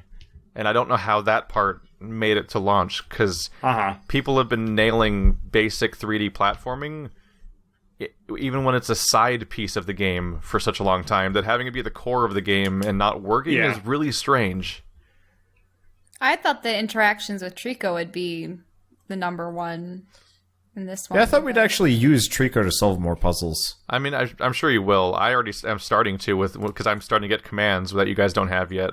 Right, so right. by the end, because it's supposed to, I've heard people say it's like 12 to 15 hours or something. Like, I'm sure it has interesting nice, Trico things to do at some point. But as far as I played so far, most of the game comes down to just frustrating controls of like, why can't I make him do the right thing? I've played a lot of video games before. I think I know how to play video games mostly, but it's not working.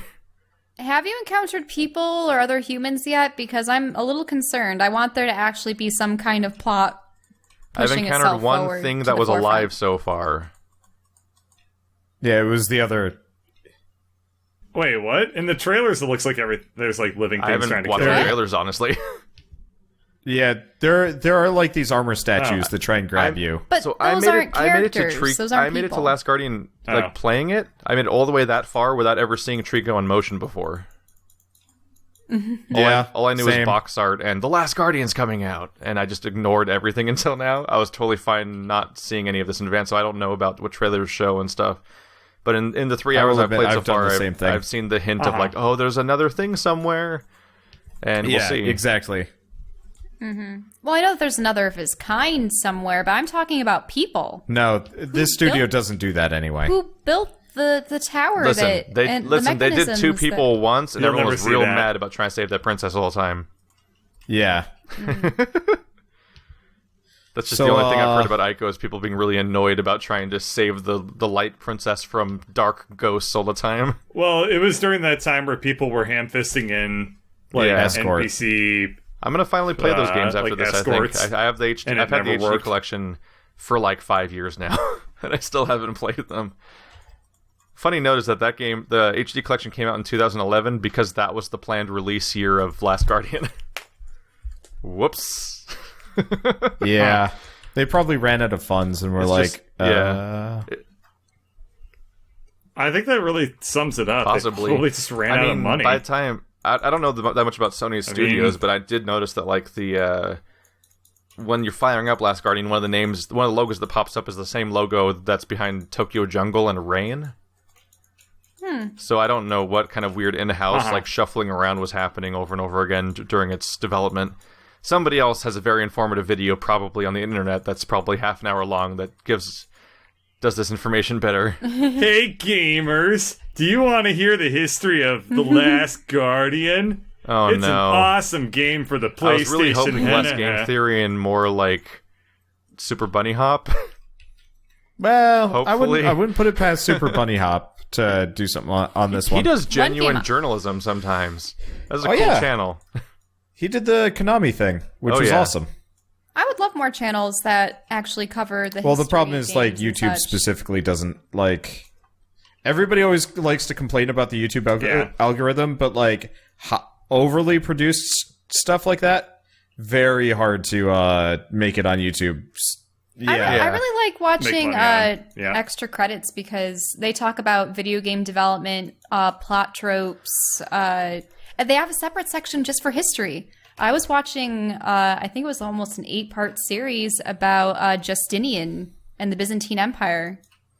That was cool. Yeah, they have a history thing. They have a Let's Play channel. They have a historical channel. They have multiple like learning things, and then they have their main video game one that they did since The Escapist. For me, the issue with extra credits was that for some reason, like I listened to them all the way back on extra credits. I mean, on The Escapist, and for a few years after that. And for some reason, at some point, like every time I launched one of their videos, I would just tune the whole thing out, even when I was watching it with full attention. Because at some point, I think the fact that they make a video every single week for years made their topics more watered down and uninteresting over time, and even started to cover the same ground. Because some of the things are getting a little bit repetitive. I completely stopped caring at some point, even when I was trying to, and it just went too far. I think it's why I'm watching the history ones now more than anything else. When caring about your Weekly content schedules goes are too far. bad for interesting content. Like that's why, like once upon a time, there was this channel called Game Theory that was actually kind of amusing and charming because it would apply way too much logic to really arbitrary parts of video games. And now, Modern Game Theory is a clickbait website where they talk about things that aren't even out yet and make up theories. They pick the topic first because it profits them, and then make up a theory afterwards and try to come up with something to talk about. To the point where, where's your new Mass Effect party? Yeah, like Film Theory had a 2-parter on Suicide Squad, and the first parter was that. Yeah, the first. I think I watched that, and it didn't even have to be one part. Need to be 2 parts. The first part was, "Whoa! Someone once said there's 4 Jokers in the DC universe. I'm gonna stretch this out for 15 minutes and say nothing." And then the next one was like, "The movie's out now. He was that Joker." I'm like, this was stupid. This is a complete waste of time, and you're capitalizing off of trends to make your series. But there's nothing. You're not doing the premise anymore. When it comes to Joker, I prefer the mix of animated Mark Hamill Joker and the Jack Nicholson Joker. Those Mark are completely Hamill different characters. Yeah, you can't mix those characters. They're not the same. They're not similar. Mark I don't know. Hamill There's so something good. that could be similar about them, but yeah, I suppose Jack Nicholson's was more of mobster gone bad. Yeah, versus one's just a crime lord that's crazy, but the other one's like a full-blown like murderous psychopath cartoon character. Yep. Mm-hmm. Those are really hard to reconcile. I suppose it's because I grew up with the old Michael Keaton ones, so. Well, you just like everything that's old. That's why you're giving Jack Nicholson his. I just tend to see the originals for most things, and yeah. So, Shadow Tactics? Shadow Tactics? Dang. Yeah. Shadow Tactics. Something it's Bushido good. Samurai. It's good. Blades of the Shogun. Yeah. I said something Bushido Samurai. It's Shadow Tactics, Blades of the Shogun. I just said that. Yeah. Well, you started adding stuff, and I figured I'd clarify. That was the joke. That was... damn it. Why are you singing right now? I'm singing the butterfly song. What are you doing? Why aren't you singing? It's a song. It's by Shell doesn't care what we're talking about. She's just waiting for a time where she can talk about a topic. It's about a girl who's saying that she's a beautiful butterfly, and she's waiting for her samurai to come sweep her off her feet. That was the song by Toy Box. Did you guys ever listen to Toy Box? That was like really popular. It should have been on Dance Dance or something. Shadow Tactics. Okay, fine. You guys are talking about samurai. I don't know what's happening. Okay. I know what's happening. Yes, you do. I can't believe it. So, Shadow Tactics. That's just the theme of 2016, isn't it? I'm just gonna start saying Shadow Tactics until we can stay on topic here. So Shadow Tactics is good. God damn it! Like I'm having a lot of fun with it. For whatever reason, they sent me a key. It's like, here's a key, and I'm like, sweet. And then slightly later, they're like, thanks for filming the demo, and I'm like, I asked for the full game. Daedalic really reaches out to YouTubers a lot. It's like, that's sweet, how I got actually. Silence. Yeah. That's the same person that gave me multiple previous games. Daedalic is awesome. They reached out to me back when I had like 500 subs to send me what was it? Their CRPG, tactical RPG, whatever it was called. The like misfit RPG group whose name I totally can't remember right now. Unfortunately, they got spam filtered, and I lost that for a while. How dare you, sir? Dude, it was hard. Anyway, Shadow Tactics is the first stealth game I think I've enjoyed in a while. And, like, we played Origami, and it had, like, its moments. Shadow Tactics is, like, pretty much everything I could have wanted out of Origami. But it's, a third-person, real-time tactical game instead.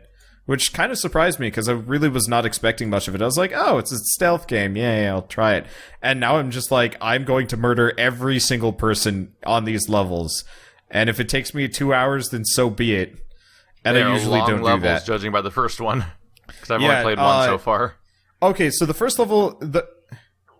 God, the murder bot knows they're boundaries. evil, and they're going against the Shogun. Anyway, so the first level is like an hour long, give or take. The second level you can do in like... They're from a different dynasty, therefore evil. Yes. Did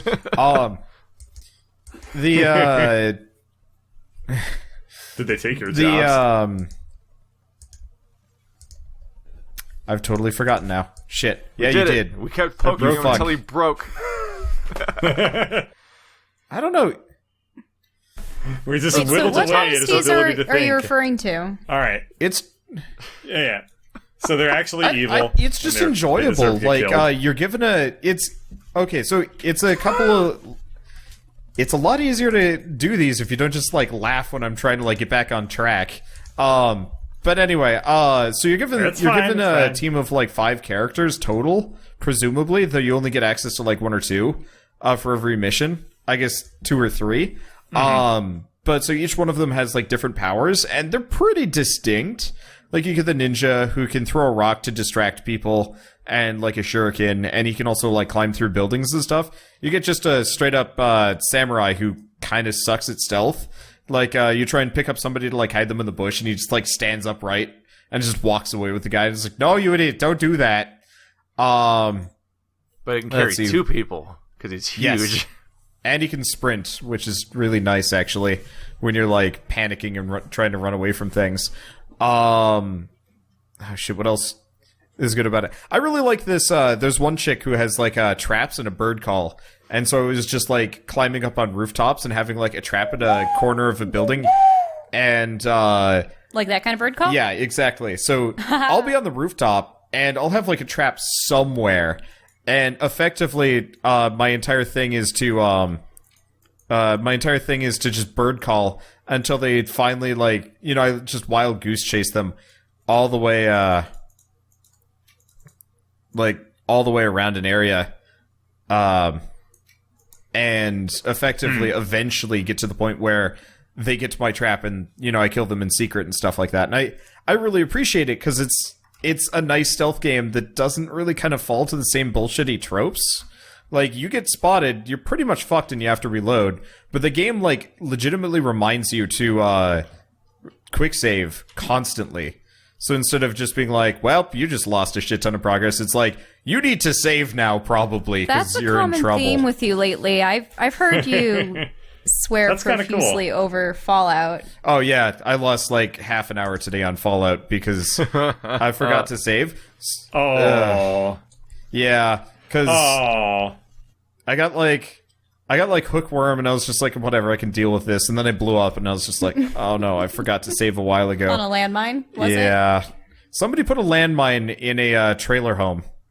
I don't know why. At some point when you were recording a game like that, if so much time passes between the save and the failure, and you get reverted all the way back, you're basically just like, well, all that stuff I just did was non-canon, because I guess... Yeah, that's what I said. We're just branching off somewhere else now, because I can't even recreate in my head all the things that have happened over the last hour and stuff like that. Yeah. Well, it is kind of nice. It is kind of nice because Frost is like really slow, so it's not like I really went too far. Because you have to approach like every encounter rather slowly, especially because I spend a lot of my time fighting ghouls, which give you infections like constantly. Because go figure, they are gross as shit. So like usually when I'm fighting ghouls, I'm taking it really slow so they don't hit me more than like absolutely necessary. Because like bandages barely heal you, and like breaking your arm is like a serious issue, and you have to go all the way back. You can't just, like, sleep on a sleeping bag because that's how I got ringworm. And that's not fun because suddenly I have to eat twice as much food. And, by the way, you can't farm in Frost. Whoa, wait. So you got fungus? Yeah. Like, that I kind of thought ringworm was a parasite. Yeah. Wait. It's a It's called parasite. a worm, so I feel like it's a parasite. Yeah. No, but the thing is... No, it's a fungal remember infection. Yeah, that is a fungal infection. I was right. That's a stupid name. Oh, wow, that's weird. It gives like you a like ring. a circular ring on your foot or something. Yeah, that's if the I wrong remember it. name for a thing. Yep. Oh, that's why I what said it was a that is. fungal I'm infection. wondering. I've had a trying to diagnose circle. the spot on my forehead for the You've last 3 had weeks. ringworm? Well, that's called Fooly Cooly. Super. Anyway. Yeah. So back to Shadow Tactics. Yeah.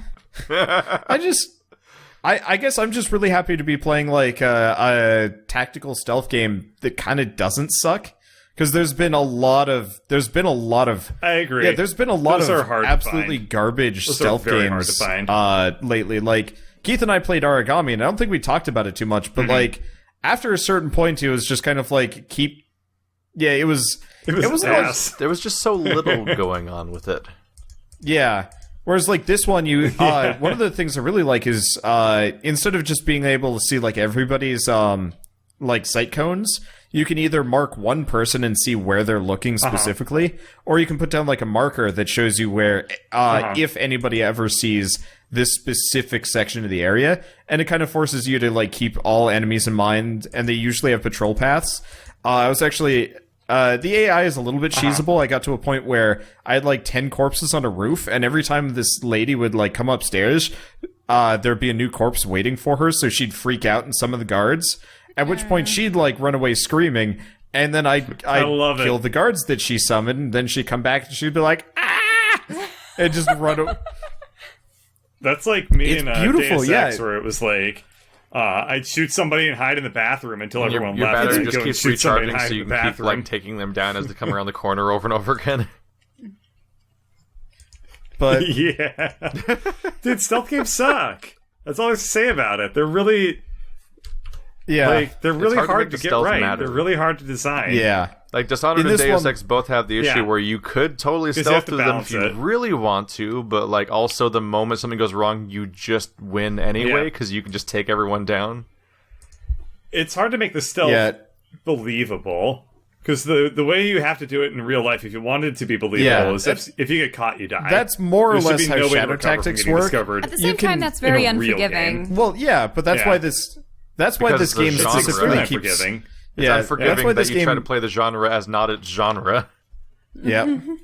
That's why the game just tells you, like, you should quick save now because you haven't saved in a while. And I like that. I prefer it if you have the option to find cover again so that you no longer have their aggro. So you can, but so part of the problem is if you get spotted, they summon extra guards, so now you have, like, more people to contend with. Right. And usually it's just better to reload and not do that.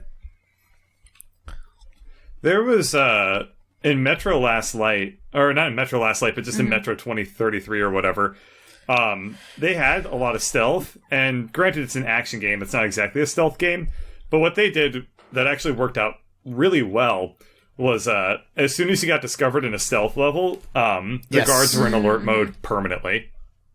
Yeah, I wish this game did that. That hit a really good spot for everything. I will admit, there are very few times that I actually trigger the alarms because I don't like those extra guards. But the enemies do get like hitting F8 immediately. Yeah, they're just like, the screen's covered in red. Retry. Yeah, like I just count that as a fail state immediately. I'm like, I lost. Like I could probably do something about it, but I don't really want to. I like the stealth part.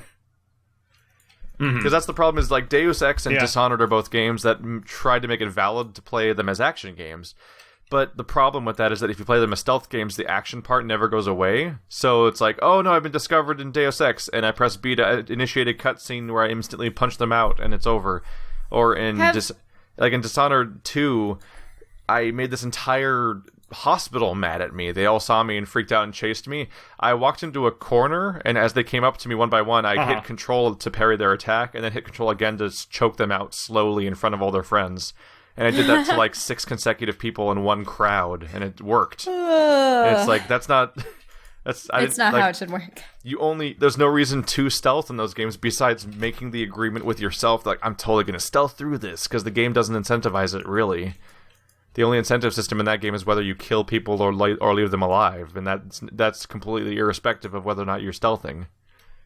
Yeah, I think there was that game that we were playing a while back, and your kill count determined some of the endings, I believe. Dishonored.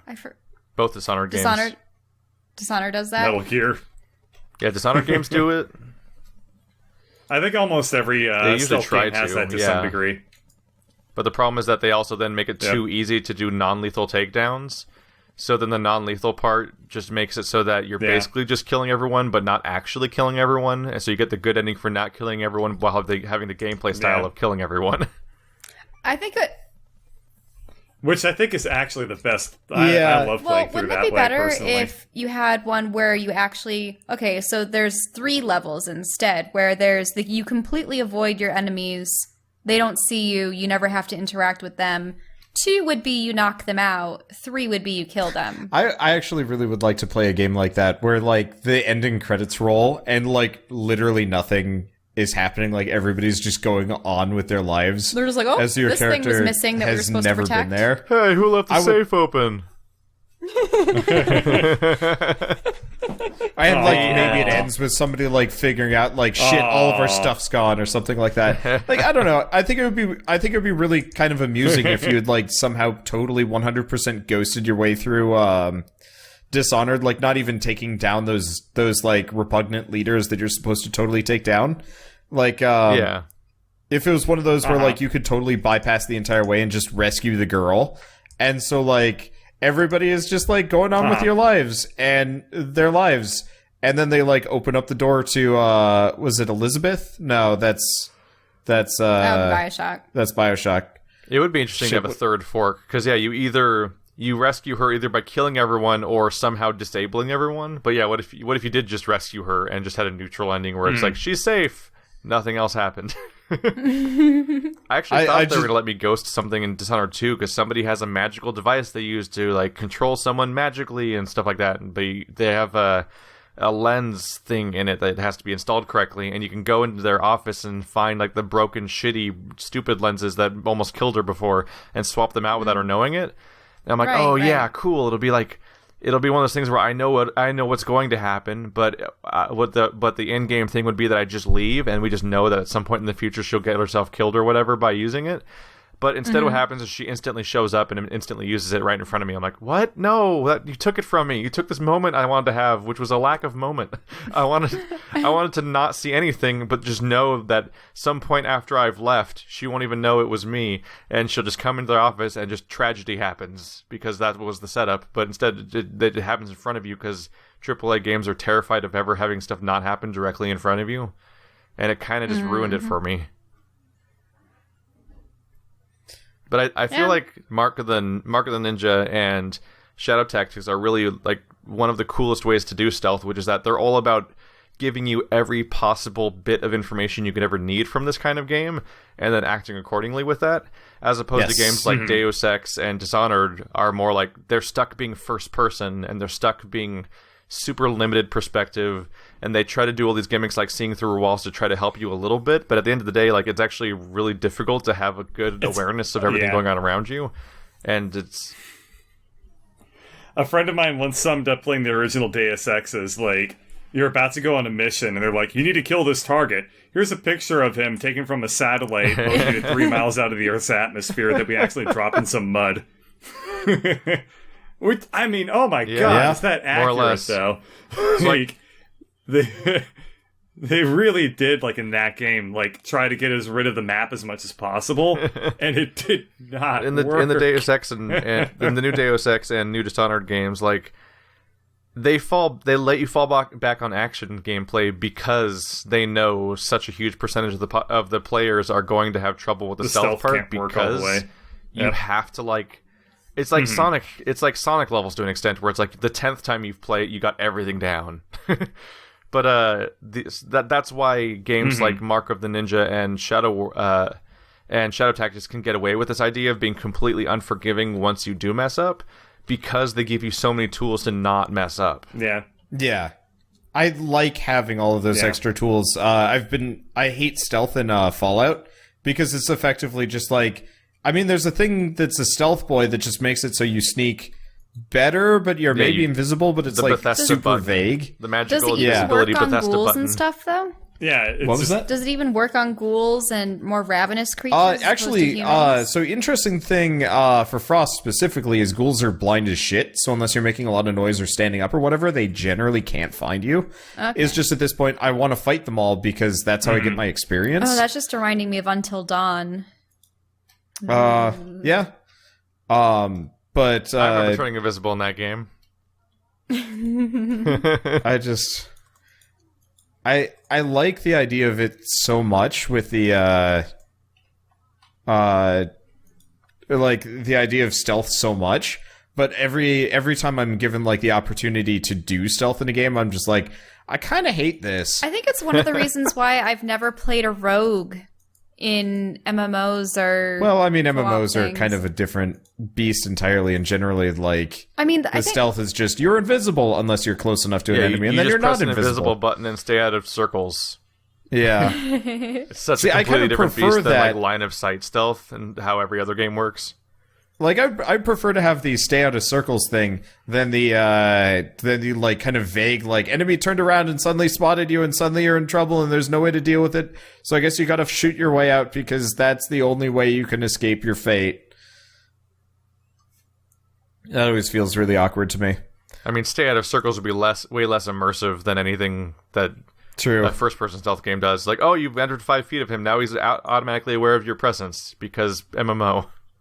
I've only used stealth in the context of MMOs to have a little bit of respite within combat, but not long enough so that the enemy can recoup. Yeah. It's so that you confuse them and then charge back in once you've been able to bolster your defenses or Recover your put health down or like whatever. caltrops or interesting traps and stuff while in stealth. But yeah. Eh.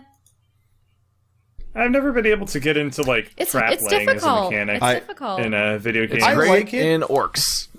Yeah. Yeah, orcs must die, but that... Oh, shit. Yeah. Oh yeah, that's they I designed it forgot about very- that. In a lot of But other games, explicitly it's to kind of have like, that be I put a trap down, they didn't step on it. Oh, but I can't get it back I now. should probably mention, they've updated that today, actually. Yeah, so they're Oh yeah. they're getting rid of Orcs Must Die Unchained is getting rid of the PvP mode entirely. When are they in just going to favor rename of- it Orcs Must Die 3 and just give up? I wish they would. Now, when's the Destiny game gonna come out? Yeah. Destiny? Sorry, Next not year? Destiny. I don't know. Divinity. Sorry. Oh, Divinity Original Sin 2 done? comes out at some point. When That's it's the early done. access Yeah. bug. It's done when it's 'Cause done, question I'm mark. looking It forward to usually playing that takes with you them about guys. a year.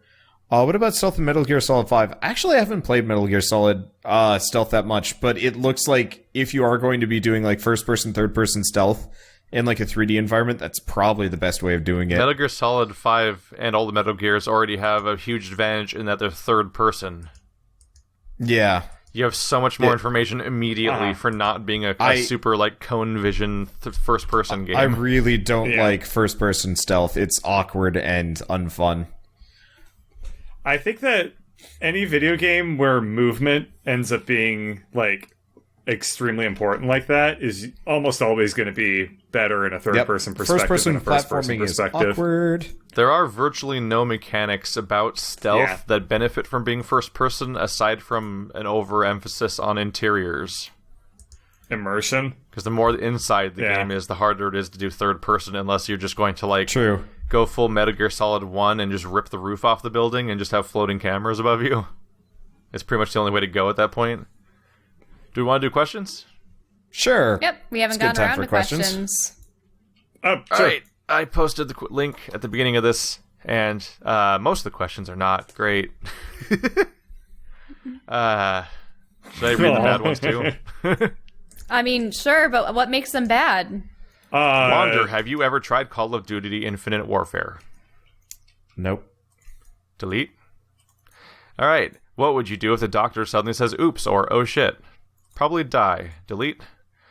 What's your favorite drink? Delete. Well, we know that Wander's is milk. Drank. Yep. Yay. Loves milk. I can't, Okay. Next can't question. say what mine is. Let's I see. suppose I love tea. Here's Yes, a real Thai tea. here's a real Or question. chai tea. What game did you not? This is definitely from Wander's audience. What game did you play not including scrap mechanics? He has plural in this. Did you play and not enjoy? I'm sorry. Did you play and enjoy for over 100 hours, and why? Binding of Ooh. Isaac. Binding of Over Isaac. 100 hours. Jeez. Yeah, let's Binding see. of I'm Isaac. trying to You think know what? of I'm gonna games sort I've my, played for Steam more than library, 100 'cause- hours. Team Fortress 2 for me is a big one. I'm probably gonna have to. Mostly just because I found a like really good community of gamers on Team Fortress 2, and just like it became almost like an MMO, just kind of like a guild Yeah, I'm type gonna have situation. to say that MMOs are probably the only games that I've played for over 100 hours. Interestingly enough, I have more time on Binding of Isaac and Warframe than I do on Scrap Mechanic at this point. I'm trying to think of which games I've played that long. Fallout, I have Dang. 222 hours. I guess it makes sense. Vagante was good, but it I also just don't want to go depends- back to it. It depends on if you do multiple playthroughs of campaign games as I've definitely well. never reached 100 hours with any Bethesda game before. Like they always lose their luster before then. Let's see. I have 170 hours of Is that Ultimate real? Chicken What? That's Wars. not real, right? Wait, You what? just left it on or something? Yeah, Bert probably just walked away from it. The games I've played that long would No. have to be Rock Band. Figured I it have was It 50 could much. be hours of Rock Ultimate Band Chicken 2, Wars. World of Warcraft, Mass Effect 1, and Dark Souls 2, basically. Yeah, Dark Souls 2, I got 106 hours in. Two of them are just really... I have 126 hours of Like, two of them are just Borderlands. really That strong surprises me. RPGs that are good for replayability for either story or gameplay reasons, respectively. World of Warcraft, you get into raiding and stuff, and it's a whole community thing, and it just feels like a part of your life for some big chunk of time if you're in it for that long. And Rock Band is just infinitely replayable. Mm-hmm. The end.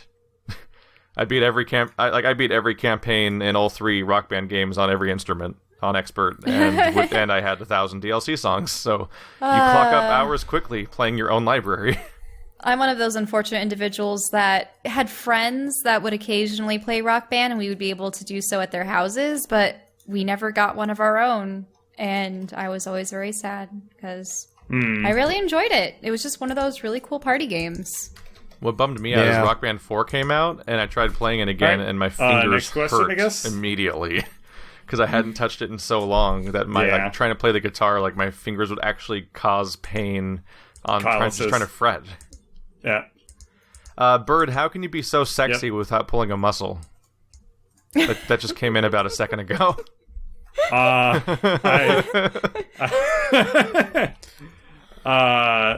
have to stretch every day. Where was I? The key secret to Lady healthy Bird helps. sexiness is to stretch. This was Andrew's goodness sake. Andrew's question is, what are you looking Thanks. forward to more? The American-made Ghost in the Shell live action or the Japanese-made Full Metal Alchemist live action? Yeah. Wow. Pass. Have we talked about the Abstain. Ghost in the Shell trailer at all? Nope, on this we podcast? haven't.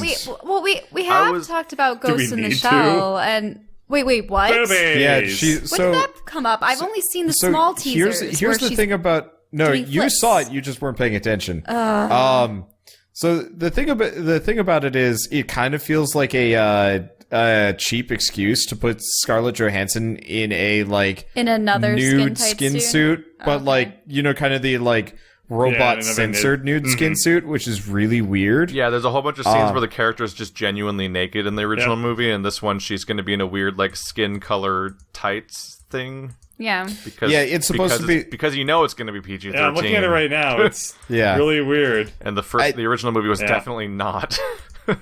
Like I feel like anime almost never translates over to live action well. Unfortunately, when it comes to works by Shiro Masamune, I've only read and seen most of the Appleseed content, not Ghost in the Shell. So, Ghost in the Shell is quite good, but So the thing about Ghost in the Shell is that I used to Yeah, catch it's episodes very on good. Adult Swim of Standalone Complex. So I thought of it as this like weird, like almost like spy thriller futuristic thing where people have USB ports in their necks, basically. but isn't it? Yeah. I think Yeah, that's what I saw. And then when I found the original stuff, I was like, So what was really weird? Yeah, is I everything. sat down with Is it Joe very and Blade Andrew and a few other Runner-esque? people, I always and we got that watched feel. we watched the original Ghost in the Shell, and the surprise for me, based on the show, was that watching the movie felt like watching an episode of Black Mirror, which is that it goes really heavy into this really, really, really specific sci-fi concept, and then goes for a really specific scenario in that concept, and then just ends. And the movie that's with Scarlett Johansson, the trailer shows scenes from the anime that I watched, the movie, Yeah. down to like watching her like take down somebody in a weird pool of water next to a weird rundown city area and stuff like that. Like all that stuff's like, wow, I know that scene from the movie. So that they seem to be kind of remaking that. The problem is, in the entirety of the anime movie, at no point does anyone really question the premise of their universe.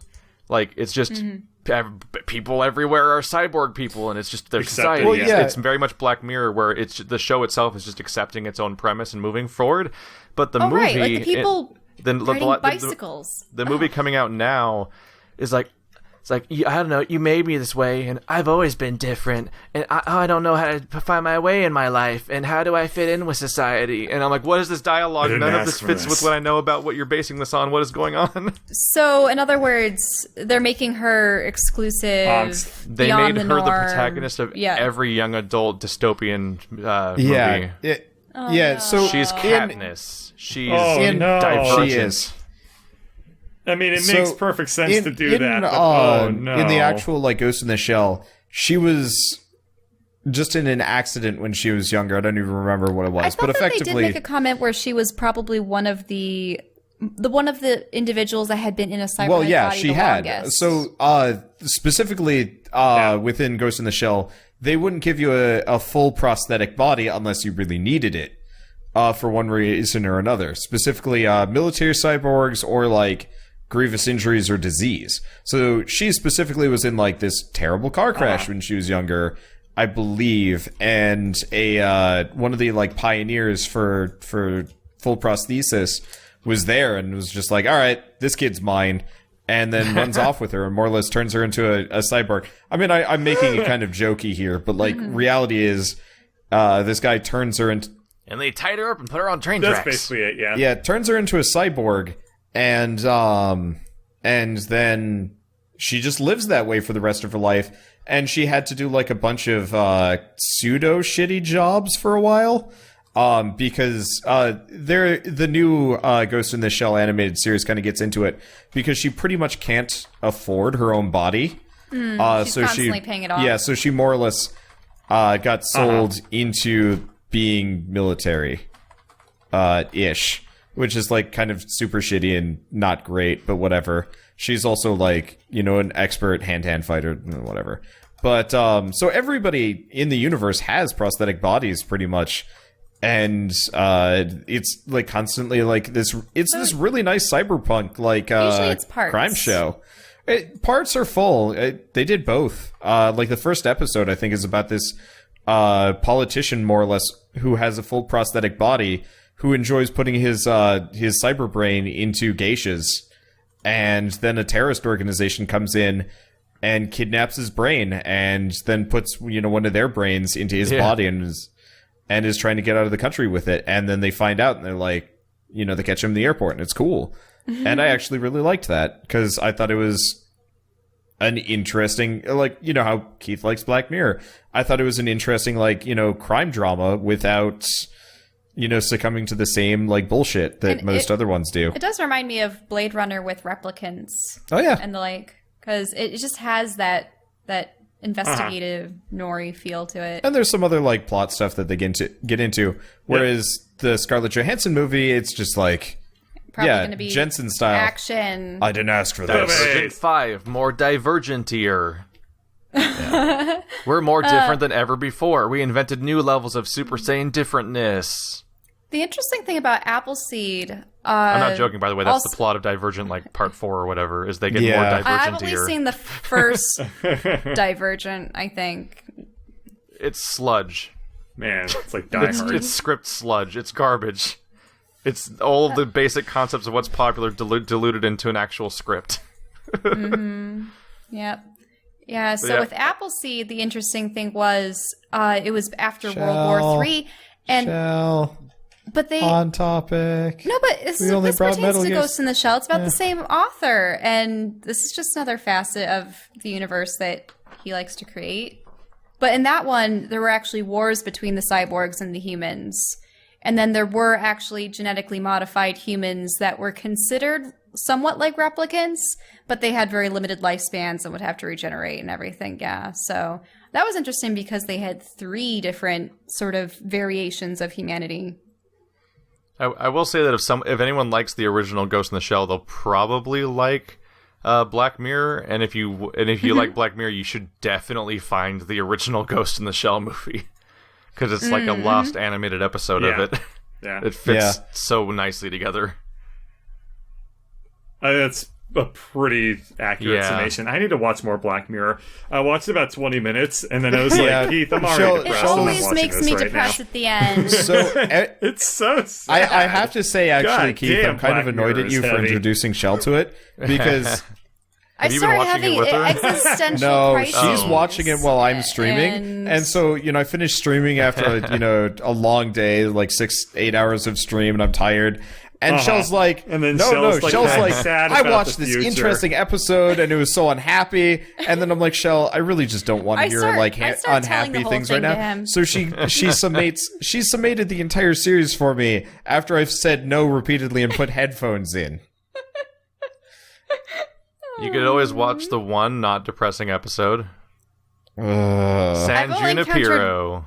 Yeah, that's the one I just mentioned. That was the only one that had a positive ending. Because that episode is just a drama that takes place in the situation of a sci-fi concept, where all the other ones are like, here's how the sci-fi concept ruins everything. The end. Yep. It was Dallas Bryce Howard in that one, right? I don't know. The one where you give ratings to everyone? That's Nosedive. Huh? Nosedive is the ratings one. Right. She was in Lady in the Water by M. Night Shyamalan. Shyamalan.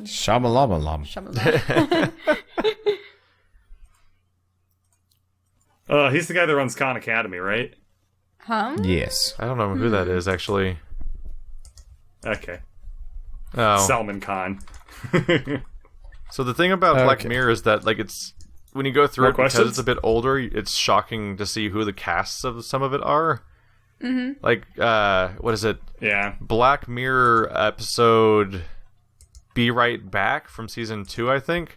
It has Domhnall Gleeson and Haley Atwell.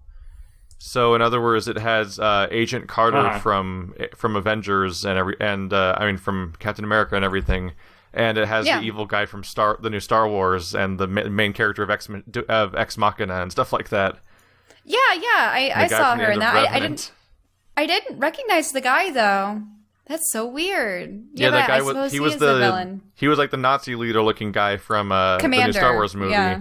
He was the main character of Ex Machina. He was the main character's friend in The Revenant, and he was one of the Harry Potter Weasley brothers in the Harry Potter series.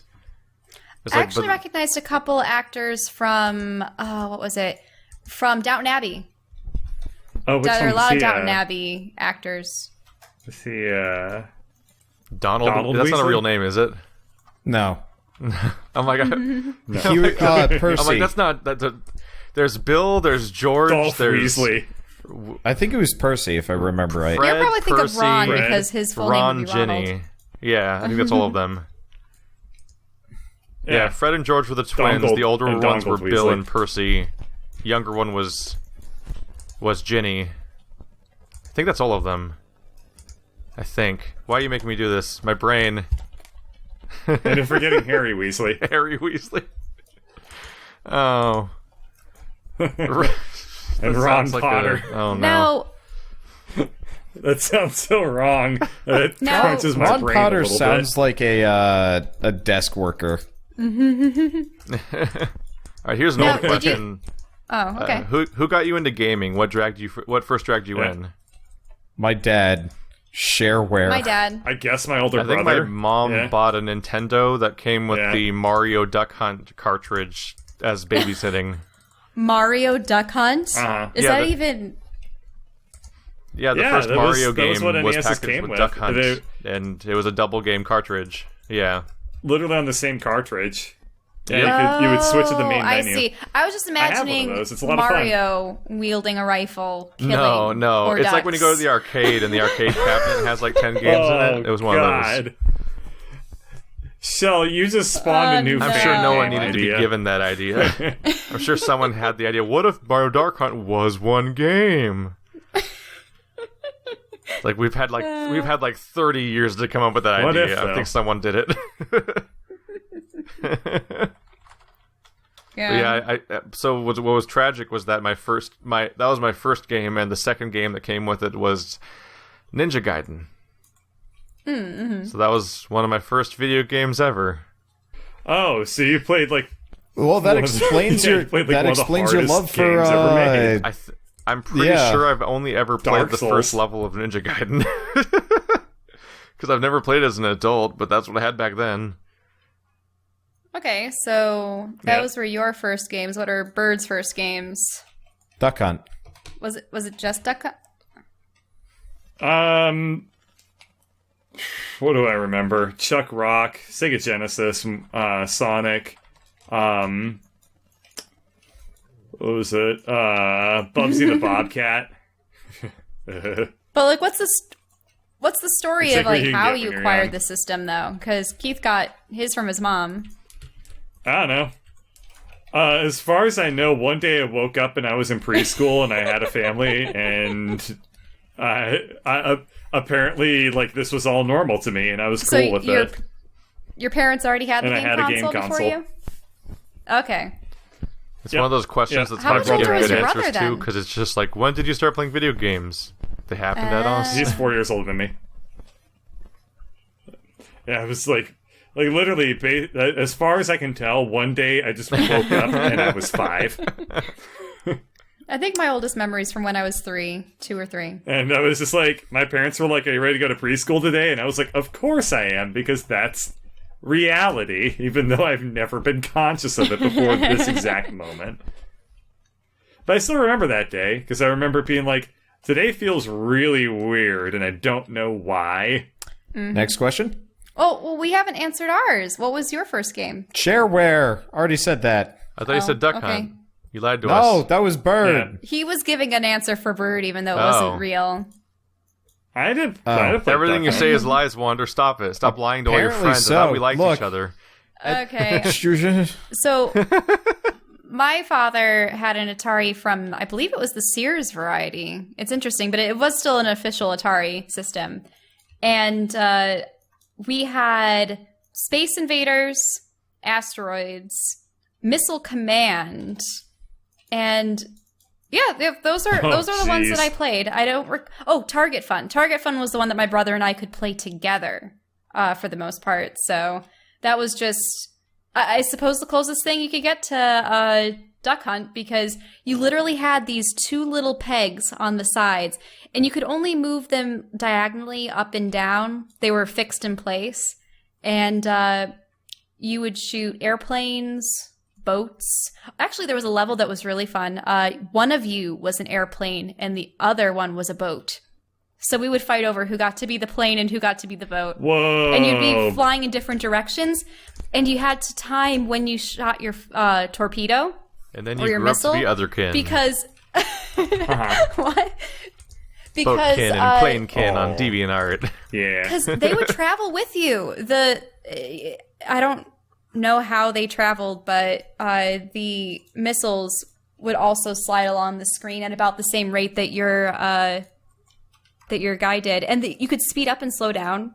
And it was funny because you could just bypass each other, and you could fire incessantly, and everything would miss until one person haphazardly got 2 ahead, and you would appear on one side of the screen and then loop back. So, really old school. But then we got a Nintendo 64 and a Game Boy, and they were bundled together. That's how I got Pokemon Blue and Legend of Zelda and all that stuff.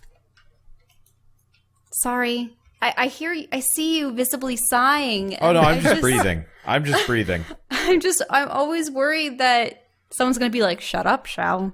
Shut up. when you That get wasn't off your topic, story. that's That the was problem. just the weight of the holiday Well, if it's season. going to be somebody, it's going to be and Wonder. all of its releases. Today has been a long day. Actually, there was one other game that came out that we didn't talk about. I don't know. Do you want to Maze? talk about Maze? Yeah. I don't want to talk about Maze. Okay. Like, good enough. I want to talk about it, but not talk about anything that happens in it.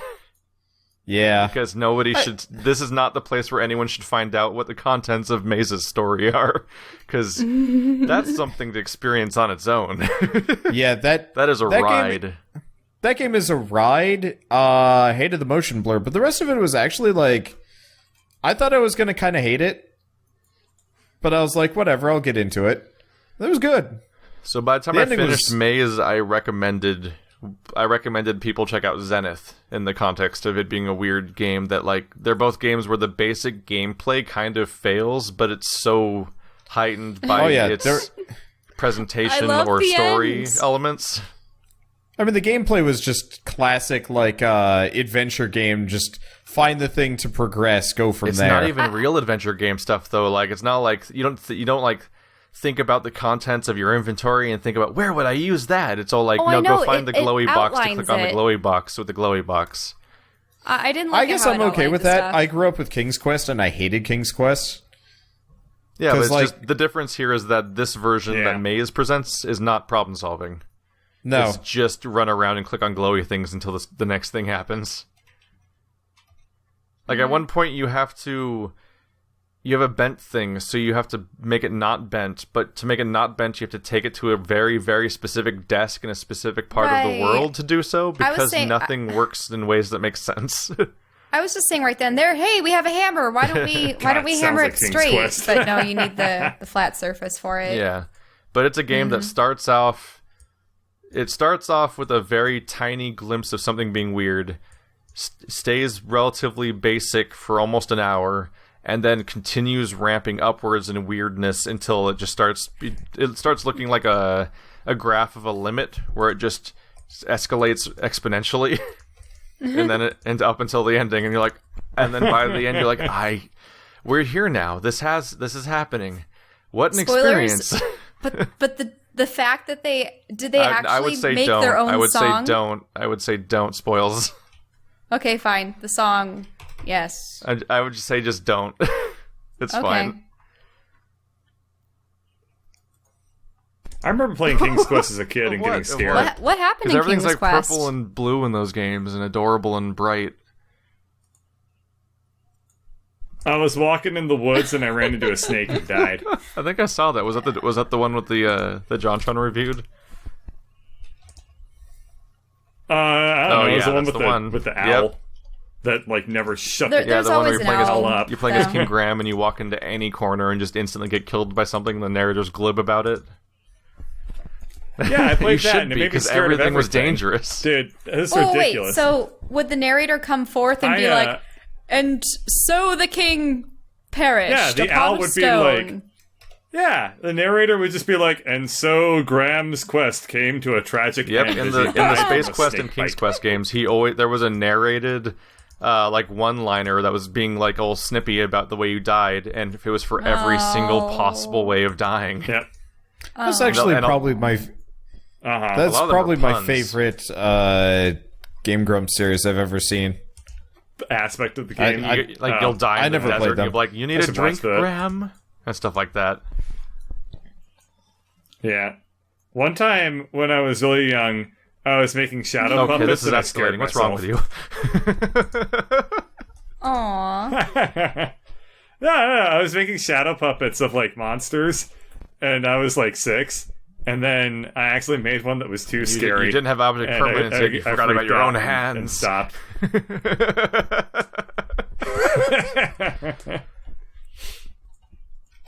One time, I was playing Warcraft 2. Or no, my friend was playing Warcraft 2. And the two armies started fighting, and I got scared and hid behind a chair. You were a snowflake. You were a precious little snowflake. Yeah, sure. Now I'm a tough son of a bitch. Anonymous asks, what was the first YouTube channel you ever subscribed to? I don't think I've subscribed to a single YouTube channel. I just Google it. I probably should subscribe, but at the same time, I don't have a channel. I think it was Radical Retcon for me. He's a nice guy. That was the first time you ever subscribed to a YouTube channel? Yeah. Yep. I didn't have a YouTube account before that. Oh, weird. Yep. So this basically only applies to me, practically, as far as like any real history happening. Yep. For me, I was a 16-year-old and I was subscribed to SMP Films, aka Mr. Safety, because he had a video of a guy that like they had like some sort of nasty rabbit mask and they were running into people's houses with it. Okay. And it was just really, really old prank video stuff. Donnie Darko. And then, of course, Red vs. Blue. Yeah. And that's the one I'm still subscribed to. I watched Red versus Blue on the Rooster Teeth site before YouTube, and then I forgot about it. It was horrible to do that, though, because you had to download them. Oh, yeah, manually. it was awful. I hated everything about that. The Rooster Teeth website taught me all about QuickTime There used to be a time when we didn't stream video. Wait, people had damn. to... Oh... You had to go to someone's this is before website streaming. and download the video, and they had to pay Download for the the bandwidth to have .mov the file website run to well play enough with to even download QuickTime. the file, and it would be like a 240p download of a MOV you had to run in QuickTime Player and stuff like that. Like it was an ordeal to watch funny videos back then. I wonder whatever happened to this one guy, but my friends and I were obsessed with Lord of the Rings in middle school. And there was this one guy, something Frog. I forget what his studio name was, but he made the One Ring to rule them all. Oh, Crazy Frog? Crazy Frog. No, not Crazy Frog. It was something else. But yeah, he made a series of animated films, probably something akin to Flash, and it was the One Ring to rule them all. And it was just about Sauron and his misadventures while, Frodo and Sam and everyone else was doing their thing. He would just order a bunch of goblins around and get foiled every single time. It was hilarious, but I wonder what he's done since then.